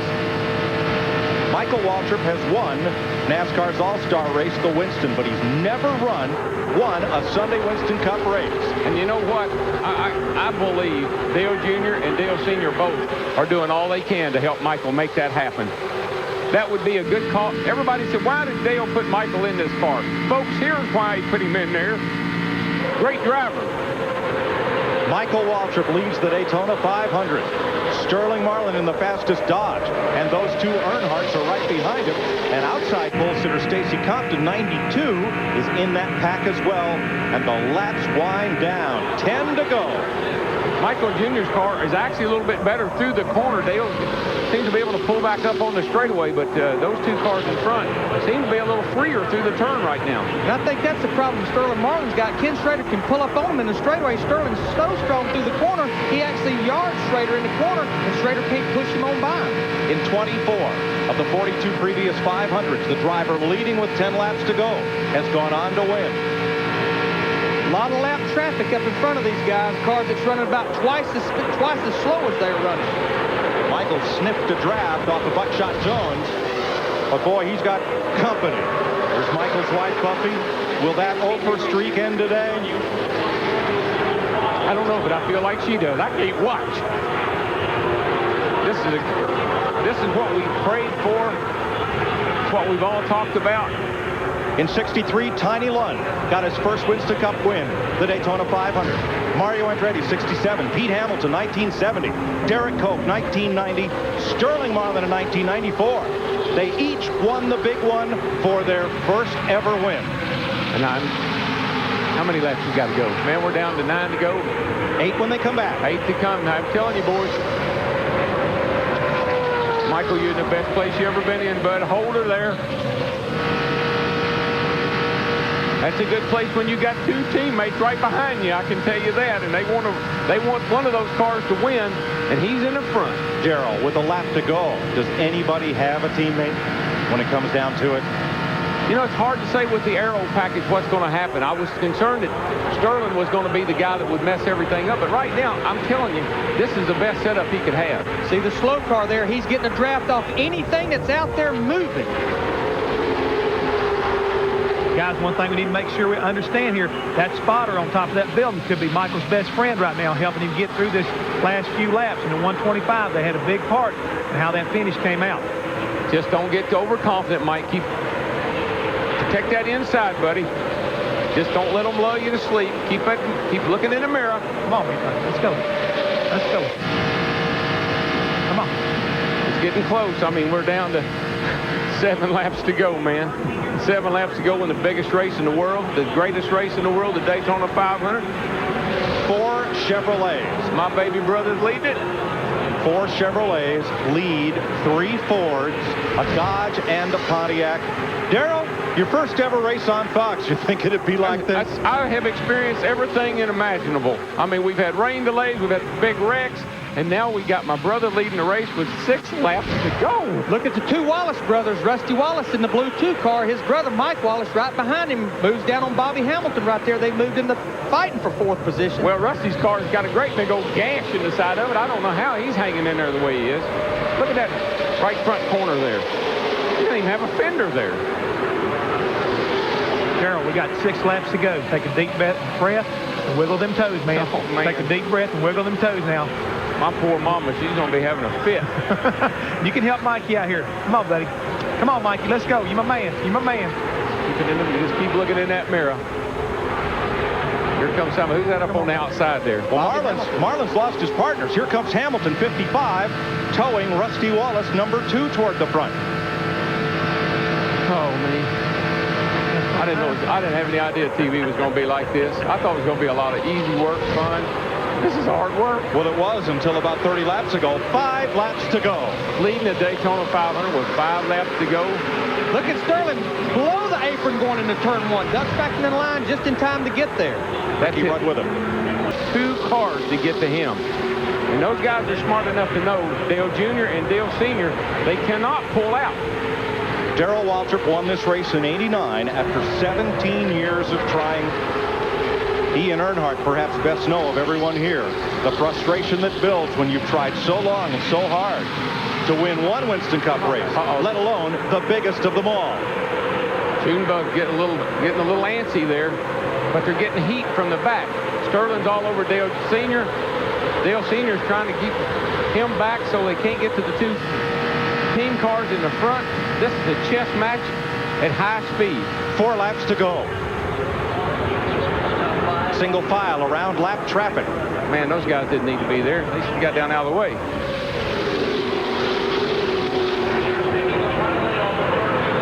Michael Waltrip leads that snake down the back straightaway. I know he's a nervous wreck. Well, maybe he isn't. He's probably as cool as a cucumber. I'm the one who's nervous. Come on, buddy. He finished 5th in the 599. This is his 15th try. He thought he was going to win that one, and he just got shuffled out right at the end. Whoa! Look at Earnhardt. Sterling got into Earnhardt.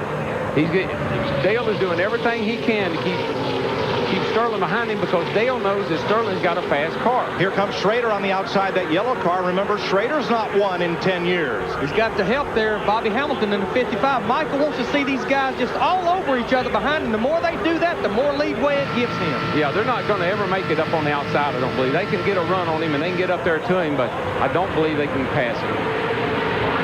Every driver dreams of winning the Daytona 500. Michael Waltrip dreams just of winning this race.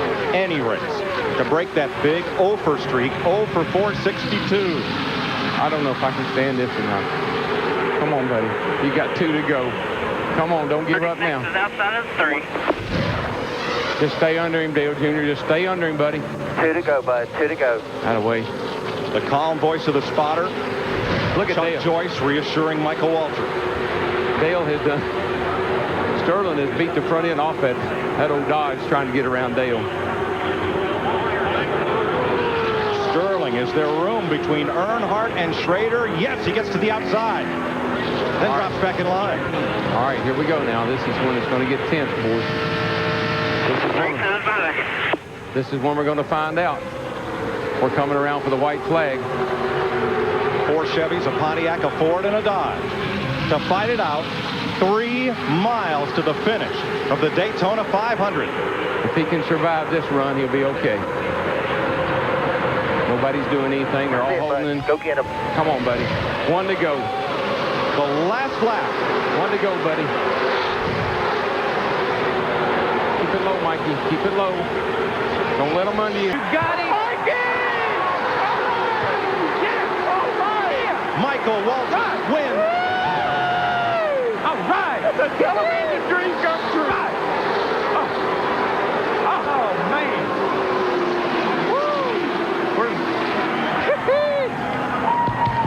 How about that? How about that? All right. How about Dale? Is he okay?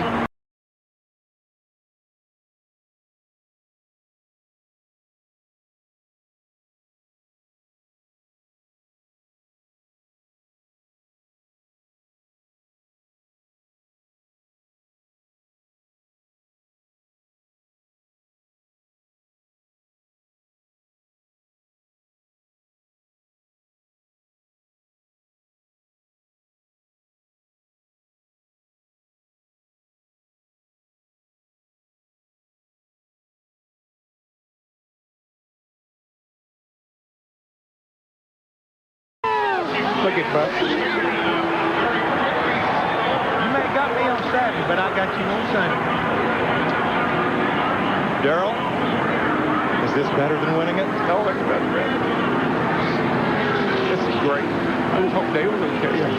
I guess he's all right, isn't he? And he's about to get the best ride in racing. Man. The Daytona 500 Victory Lane.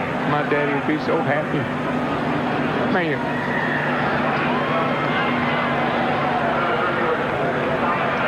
Michael Waltrip has won the Daytona 500. Tears running down his cheek as he comes to Victory Lane. We'll be right back.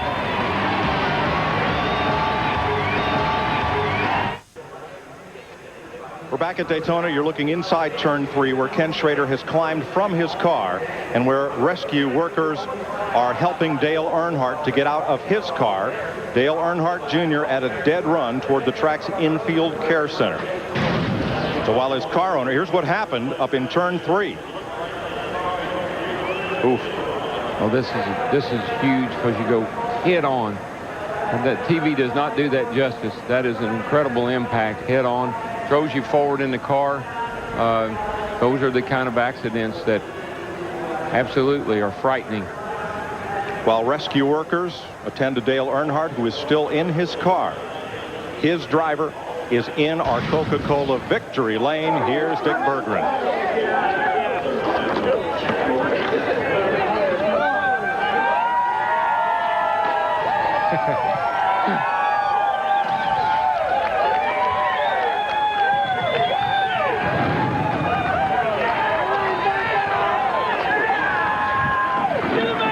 Michael Waltrip, 462 green flags, finally a checker. Does this feel as good as you had hoped?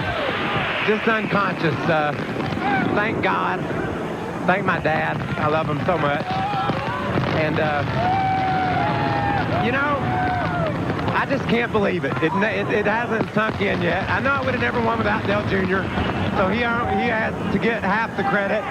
And I know I never would have won without the belief in Dale Jr. or Dale Sr. had for me, and Napa, and all the people on my team. I thought it was kind of boisterous or bragging that we thought we could win this race. I mean, we haven't ever ran a race yet. Your brother wants to talk to you. Let's put the headset on you. We did win. Let you talk to DW. What's up, brother? Man, I want to be down there with you. I want to give you a big hug, but man, way to go. I was in there and I was riding with you. I was praying for you, pulling for you. Well, as soon as I find Dale Jr., I'm going to give him a big kiss. Oh, you should, buddy. He won me the race, and you can't do this deal nowadays without friends. And he was my friend. His Budweiser Chevy runs second. He had a dream. He won the Daytona 500, and he did. I'm just here celebrating, man. Yeah, well, I know. Can I say one more thing? God, I can't believe it's over. Now, let me ask you a question, Darrell. How much better does 1 for 463 sound than 0 for 462? That ain't nothing. It sounds a whole lot better. People hung up on my record, I don't care. But I do know this. Me and my brother have both won the Daytona 500. That's right, brother. That's right, brother. Tell him about it. All my Get up crew, on that Richie car and Gilmore. tell him about it. Golly, Scott Eggleston. There's so many people, Dick. I know you can't go on and on, but I'm going to have lots of time to thank people. Mama, I love you, Mama. I wish you were here. And my dad. Golly, if my dad was here, it'd be complete. This is a day that the Lord has made, and I'm proud. And I never gave up. You know, you can't win if you give up. I didn't care how many 0-4s I was. I showed up every Sunday and did my job. And today, I had enough help to win one of these things. Man, Michael, you know how much money you won? There ain't no telling. $1 million. You won $1 million.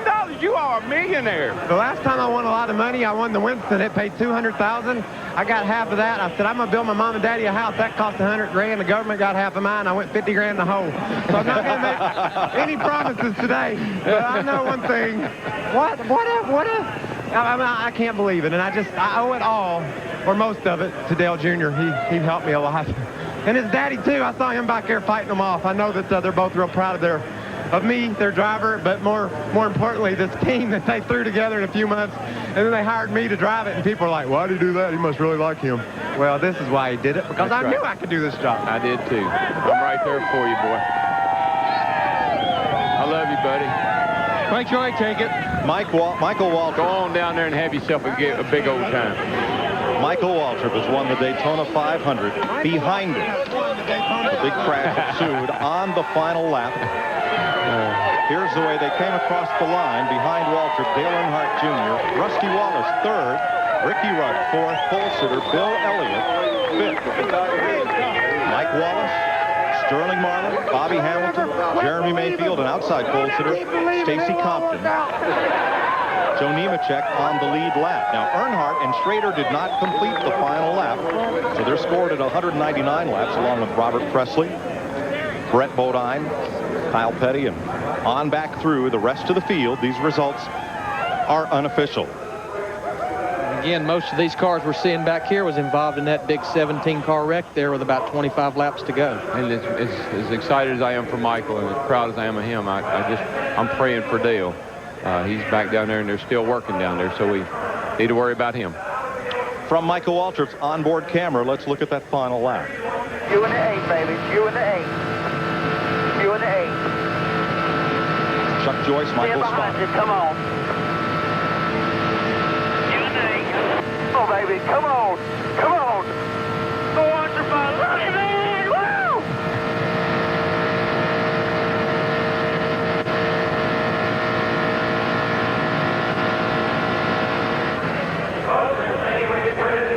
That's Buffy, and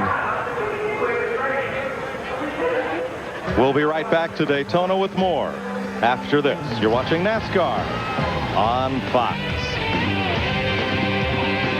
From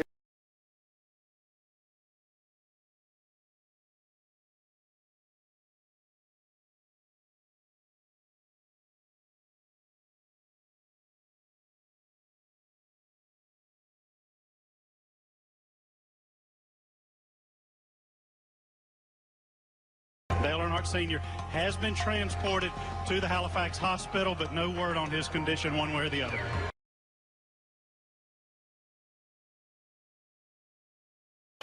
Dale Earnhardt was removed from his car, and you see the ambulance transporting him directly to Halifax Medical Center in Daytona Beach, which fortunately is but 2 miles from the Speedway. That's all the news we have. If we don't get a further update on Earnhardt's condition during our telecast, tune into Victory Lane at 9 p.m. on Fox Sports Net tonight. Darrell, looked like when Rusty run up there through the middle, it maybe just took the air off Dale's spoor and got him loose. I don't think anybody got into him at all. Sterling may have gotten into him just a teeny bit and got him headed up the hill. It's hard to say. Here's the onboard view. Those kind of licks are the worst kind. They're sudden. Inside. Inside. Inside. Rewind. Inside. Inside. Inside. Detail. So he never had a chance. Plus, Schrader was riding him into the wall, so you get the impact of not only one car but 2 cars. Looks like right there. Maybe right there, Sterling did get into him. Sterling got into him, and here he goes. And man, he's being, not only is he going into the wall, but he's got Schrader riding in there with him. Yeah. So, and lucky they didn't take another 6 cars with them. Yeah, but that's I don't like that. That's not the kind of crash. That's the kind of crash that hurts you. That's the kind of crash that hurts you. Jeannie? It's just someone runs into someone for no reason, that's all. I mean, that's, you know, the rules are fantastic. They've really got a good rules package.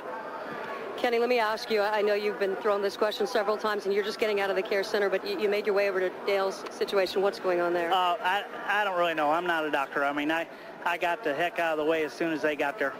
And how about yourself? How are you? I'm fine. I'm fine. Just thinking about Dale and them guys. Can you take us through those final I don't know moments what there? happened. All of a sudden, we was all crashing. It was started behind me, but I got part of it. Thanks for the time. After seeing what happened today, is this kind of... Ken Schrader was headed for perhaps a top 5 finish.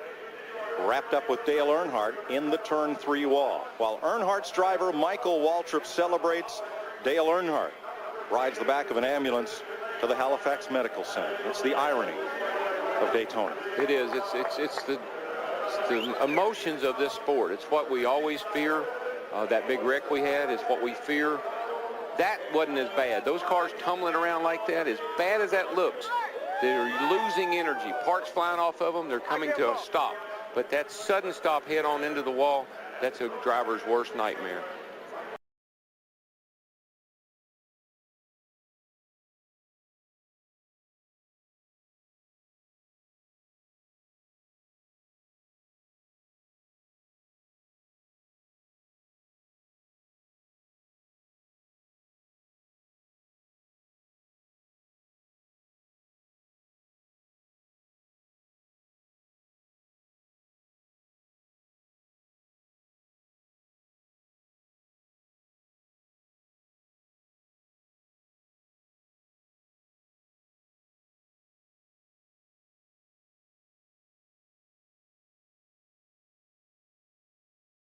NASCAR and Fox continues at Rockingham, North Carolina. You'll see qualifying on Fox Sports Net Saturday, the Busch Series race, and NASCAR final practice on FX.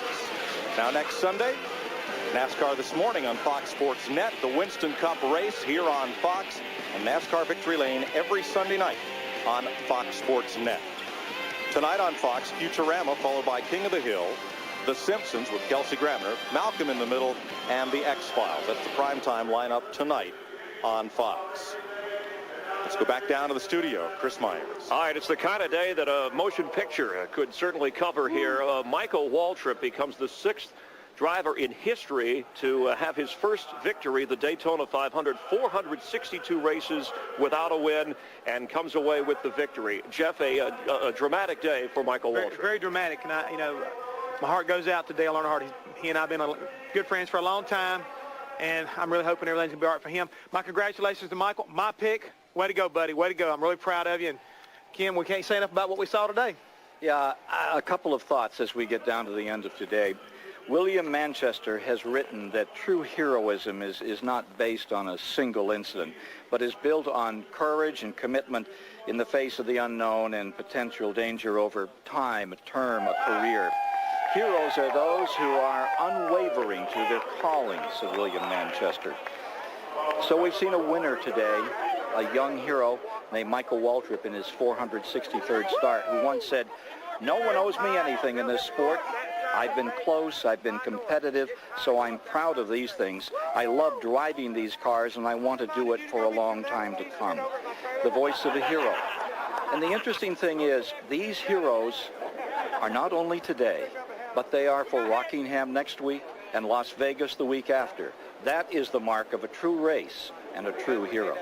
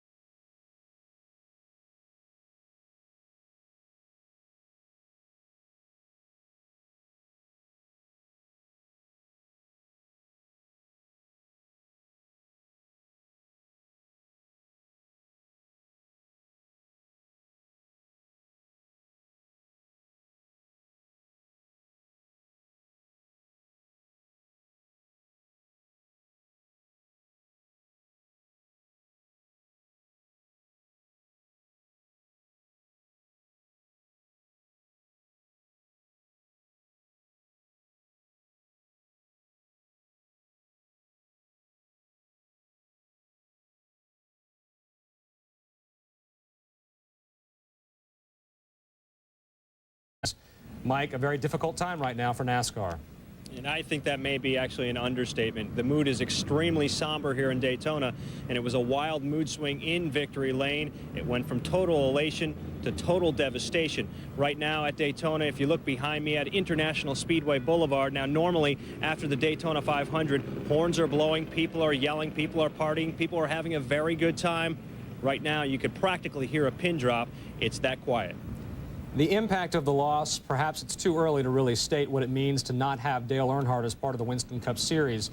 But if you could, speak to the impact and also the irony involved here. Well, Whit, it's such a dramatic impact. Dale Earnhardt, if you will, and I don't think I'm overstating this at all, is NASCAR's equivalent to, say, Michael Jordan or, say, Mark McGwire in baseball. He had that much effect on this sport. He had 7 championships. He was 6th on the all-time win list with 76 victories. People simply came to the racetrack to either root for him or root against him. But no matter what you say about Dale Earnhardt, he was all about winning. He was an ambassador for this sport, and people really enjoyed having him around. There's no doubt that NASCAR can go on without him. They've lost champions in the past. Alan Kulwicki, Davey Allison both lost their lives after winning Winston Cup Series championships, but this sport will certainly be different next week at Rockingham. At this point, we don't know the full extent of the injuries that caused the death of Dale Earnhardt, but surely it is not too early to start asking questions about safety issues in stock car racing. This has come up before, some of the deaths of drivers in years past that you touched on. Was there any mention made of, for example, the Hans device or any of the other safety precautions that perhaps could be taken in stock car racing? Well, Whit, this was the 4th death on a racetrack in NASCAR in the last 12 months. Safety on the top of everybody's mind. The Hans device did come up in questioning of Dr. Steve Bohannon. He speculated, however, that it may not have made a difference. However, it just seems ironic. I had the chance to speak with Dale Earnhardt only 3 weeks ago in Las Vegas during a test about the Hans device because so many drivers are experimenting with it these days. And Dale Earnhardt's response was, he's not going to use it. He doesn't like it. He's uncomfortable with it. And that's pretty much the stance of most of the veterans here in NASCAR. The Hans device has, I believe, become mandatory in Formula One and in the kart series, and right now is only beginning to catch on in popularity. Mike Massaro in Daytona, a very tough day for everybody. Thanks very much. Thank you, Whit. Champion and former Daytona 500 winner Dale Earnhardt has died from a crash suffered in Sunday's Daytona 500. The accident occurred on the final lap of Sunday's race. The tragic news came Sunday night, 2 hours after the race ended, from NASCAR President Mike Helton. This is undoubtedly one of the toughest announcements that I've ever personally had to make. But after the accident in turn 4 at the end of the Daytona 500, we've lost Dale Earnhardt. And I have with me Dr. Steve Bohannon, who's a trauma doctor here in Daytona that's worked several events here at the Speedway, and he can explain the medical practice that went on at the accident scene and over to the hospital. In a timing issue, we're here to tell you what we know. We don't know a lot. We don't know enough to answer all your questions. Our prayers and wishes and our effort right now, this moment, is with Teresa and the Earnhardt family. Richard Childress and his family, and Dale Earnhardt Incorporated. But I'll have Dr. Bohannon take it from here for right now.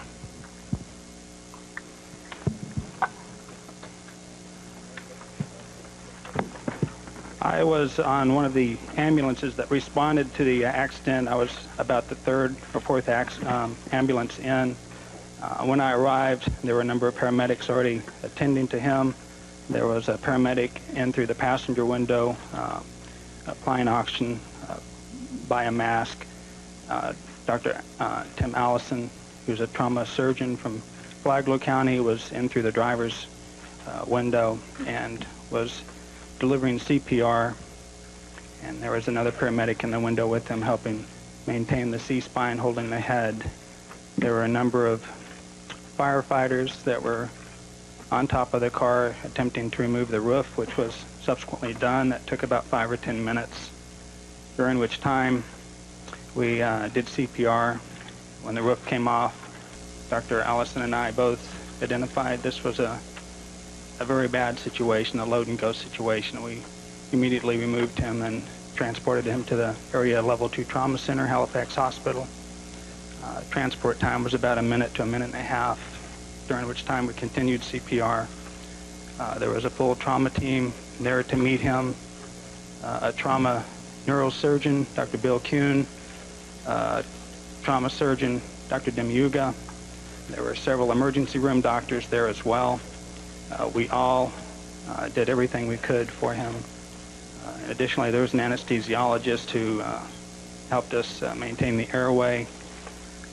But he had what I feel were life-ending type injuries at the time of impact, and really nothing could be done for him. Dale Earnhardt, the Intimidator, has won an amazing 12 125-mile qualifying races in his career, including 10 straight from 1990 to 1999. In all, Earnhardt has 34 major event wins at Daytona, including a record number of wins in the Bud Shootout, IROC, the Busch races, and of course the 1998 Daytona 500. Dale, welcome to Totally NASCAR. Great to be here. It's great to be back at Daytona and try to win some of these races. Now, when NASCAR changed the rules, Dale, at Talladega, we saw an amazing race for the fans. You came from 18th to 1st to win it. Will we see the same thing here at Daytona with similar rules? I don't think you'll see maybe from 18th to 1st in 4 laps, but you will see great racing. It's been great so far in practice and all that stuff. And the Budweiser Shootout was a great race. I think it's really made it more competitive, better for us as race drivers to be able to draft with each other and work with each other. But it's going to be a lot tighter race here at the tighter racetrack. Daytona's a little tighter than Talladega. They do need to put an out-of-bounds line down here, though, in the straightaways. Maybe 3 wide is the max, and if you go 4 wide, they black flag you or something. But it is great racing, and Talladega was a great race for me. I don't think you can do that as well as you did there. I don't think you can do that here as well as you did at Talladega. Today, during our coverage of practice on Fox Sports Net, Larry McReynolds and Jeff Heyman, and even DW, said they still get goosebumps when they drive into this racetrack, no matter if it's been 20, 30 years. How about you?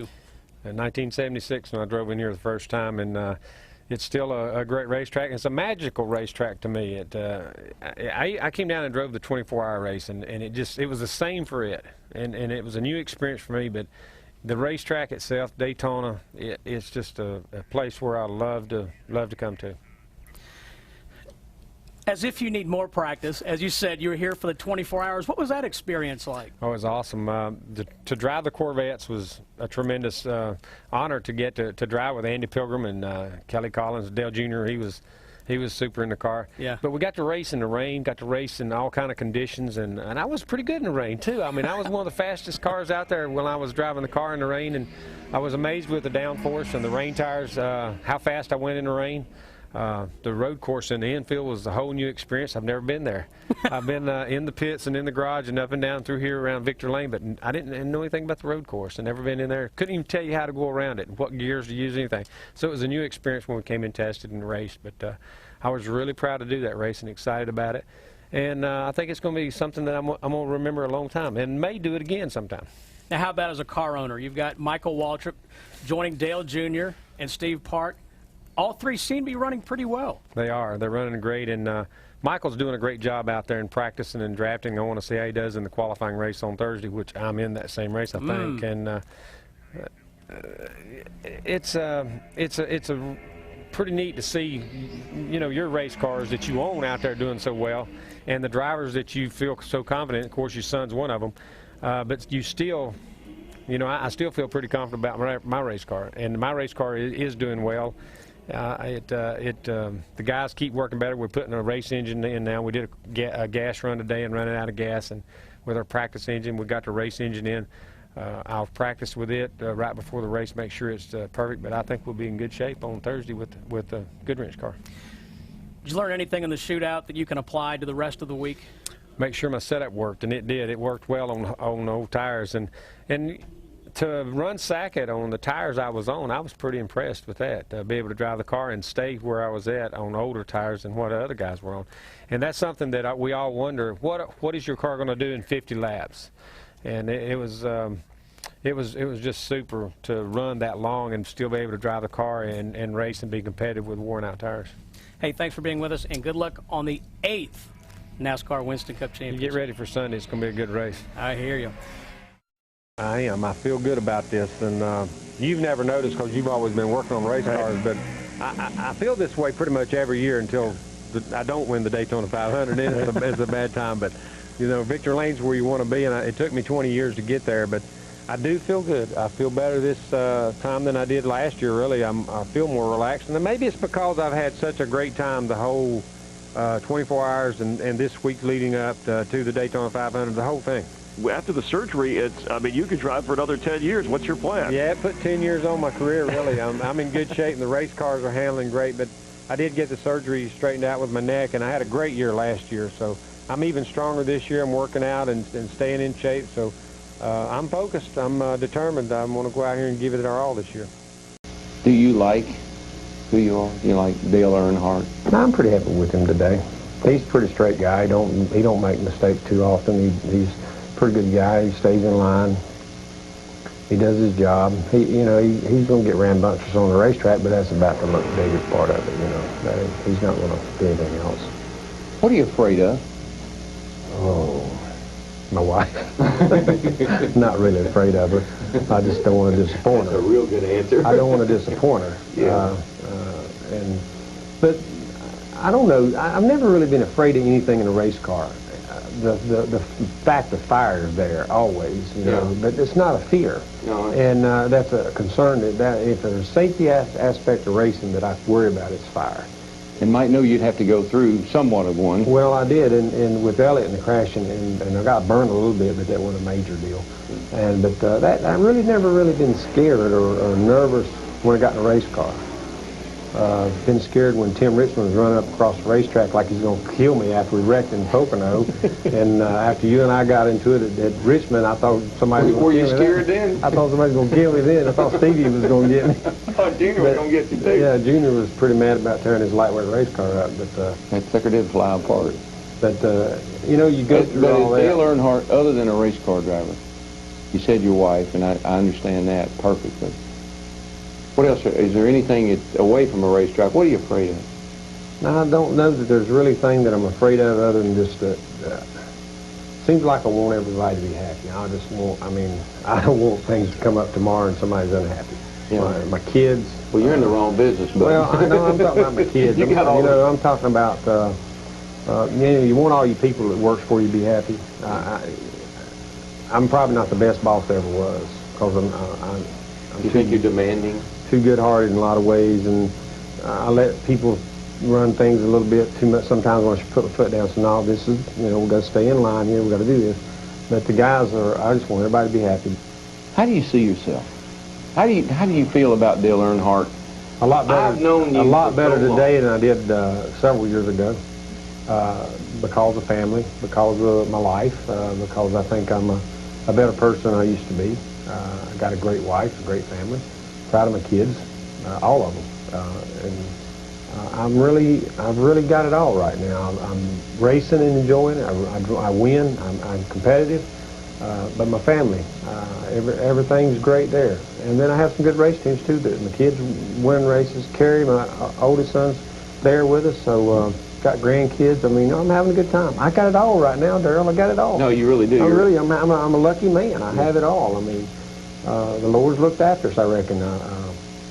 My aunt and uncle made me go to Sunday school when my daddy was racing and working, and I went to Sunday school with my aunt, and I reckon that helped a lot when I was a kid. That teaches us all a lot of values. Got me on the straight path, I reckon. Dale Earnhardt would have been 50 in April. The man who was NASCAR racing with 76 Winston Cup victories is survived by his wife, Teresa, 4 children, Kerry, Kelly King, Taylor Nicole, and Dale Earnhardt Jr., who finished second in Sunday's Daytona 500 behind Michael Waltrip, both cars owned by Dale Earnhardt. I'm joined now by Mike Joy, who called Sunday's Daytona 500 on Fox. Well, Chris, the pre-race was a very relaxing time for Dale Earnhardt. He was relaxing in his interviews and chose to spend that time in the morning with family and with friends, laughing, joking, cajoling the folks that he'd go out and race against.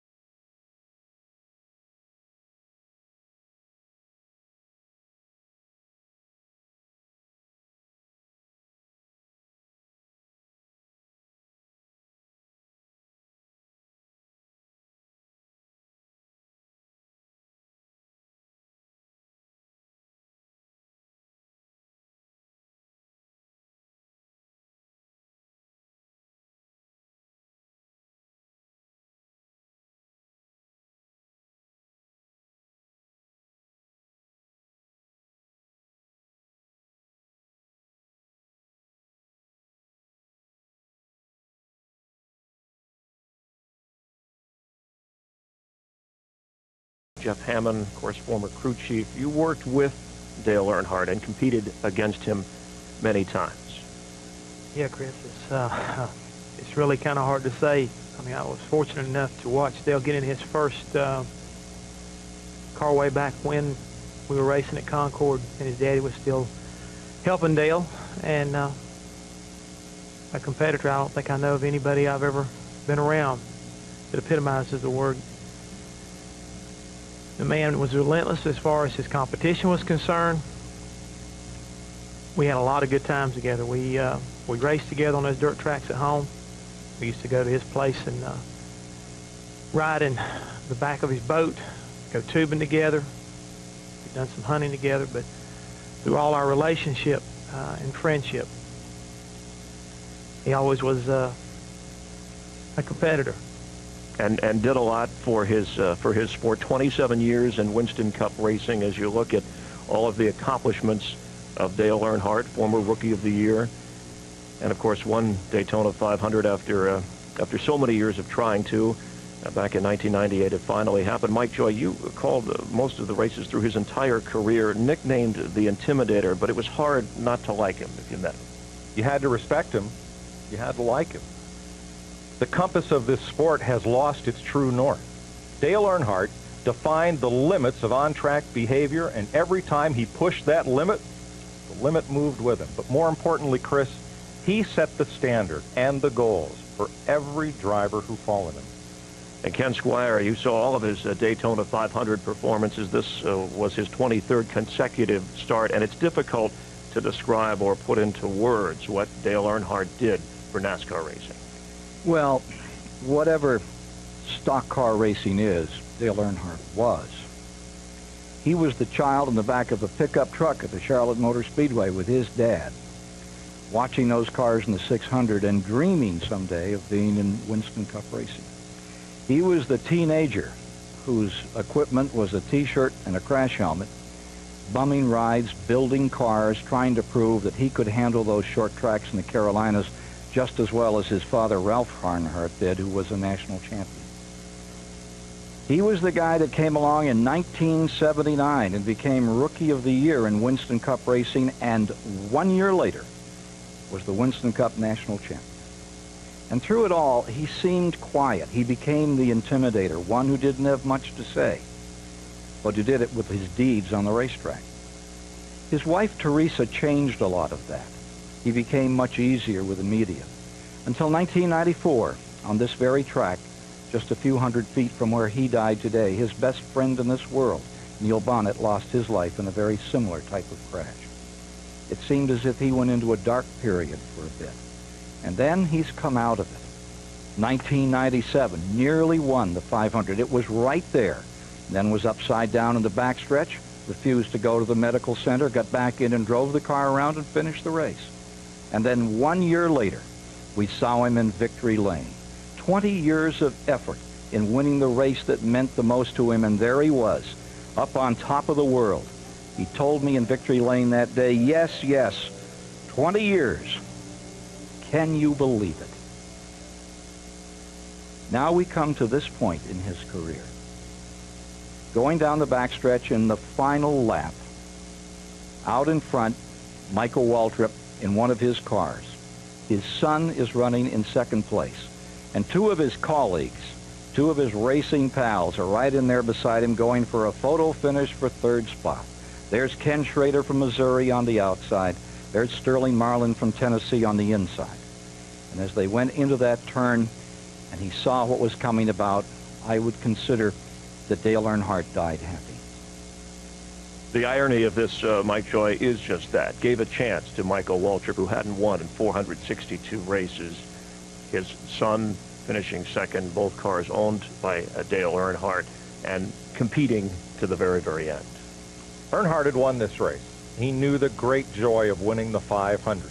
And Larry McReynolds, Darrell Waltrip, and I, calling those final laps, somehow knew that he would protect the lead of Waltrip and his son, let them fight it out among themselves, and may the best man win. And that's what he was doing when he and Sterling Marlin touched and Earnhardt went caroming off to the wall. It is such irony that the man who celebrates as the Daytona 500 champion can't have his car owner and benefactor share in that celebration. I spoke with Dale Earnhardt this week. He said that after the neck surgery a couple of years ago, seeking that 8th Winston Cup title was very important to him, and he felt like he could drive for another 10 years or so. Unfortunately, that dream has been cut short. Dale Earnhardt, who would have turned 50 years old in April, has died on the final lap in the 43rd running of the Daytona 500.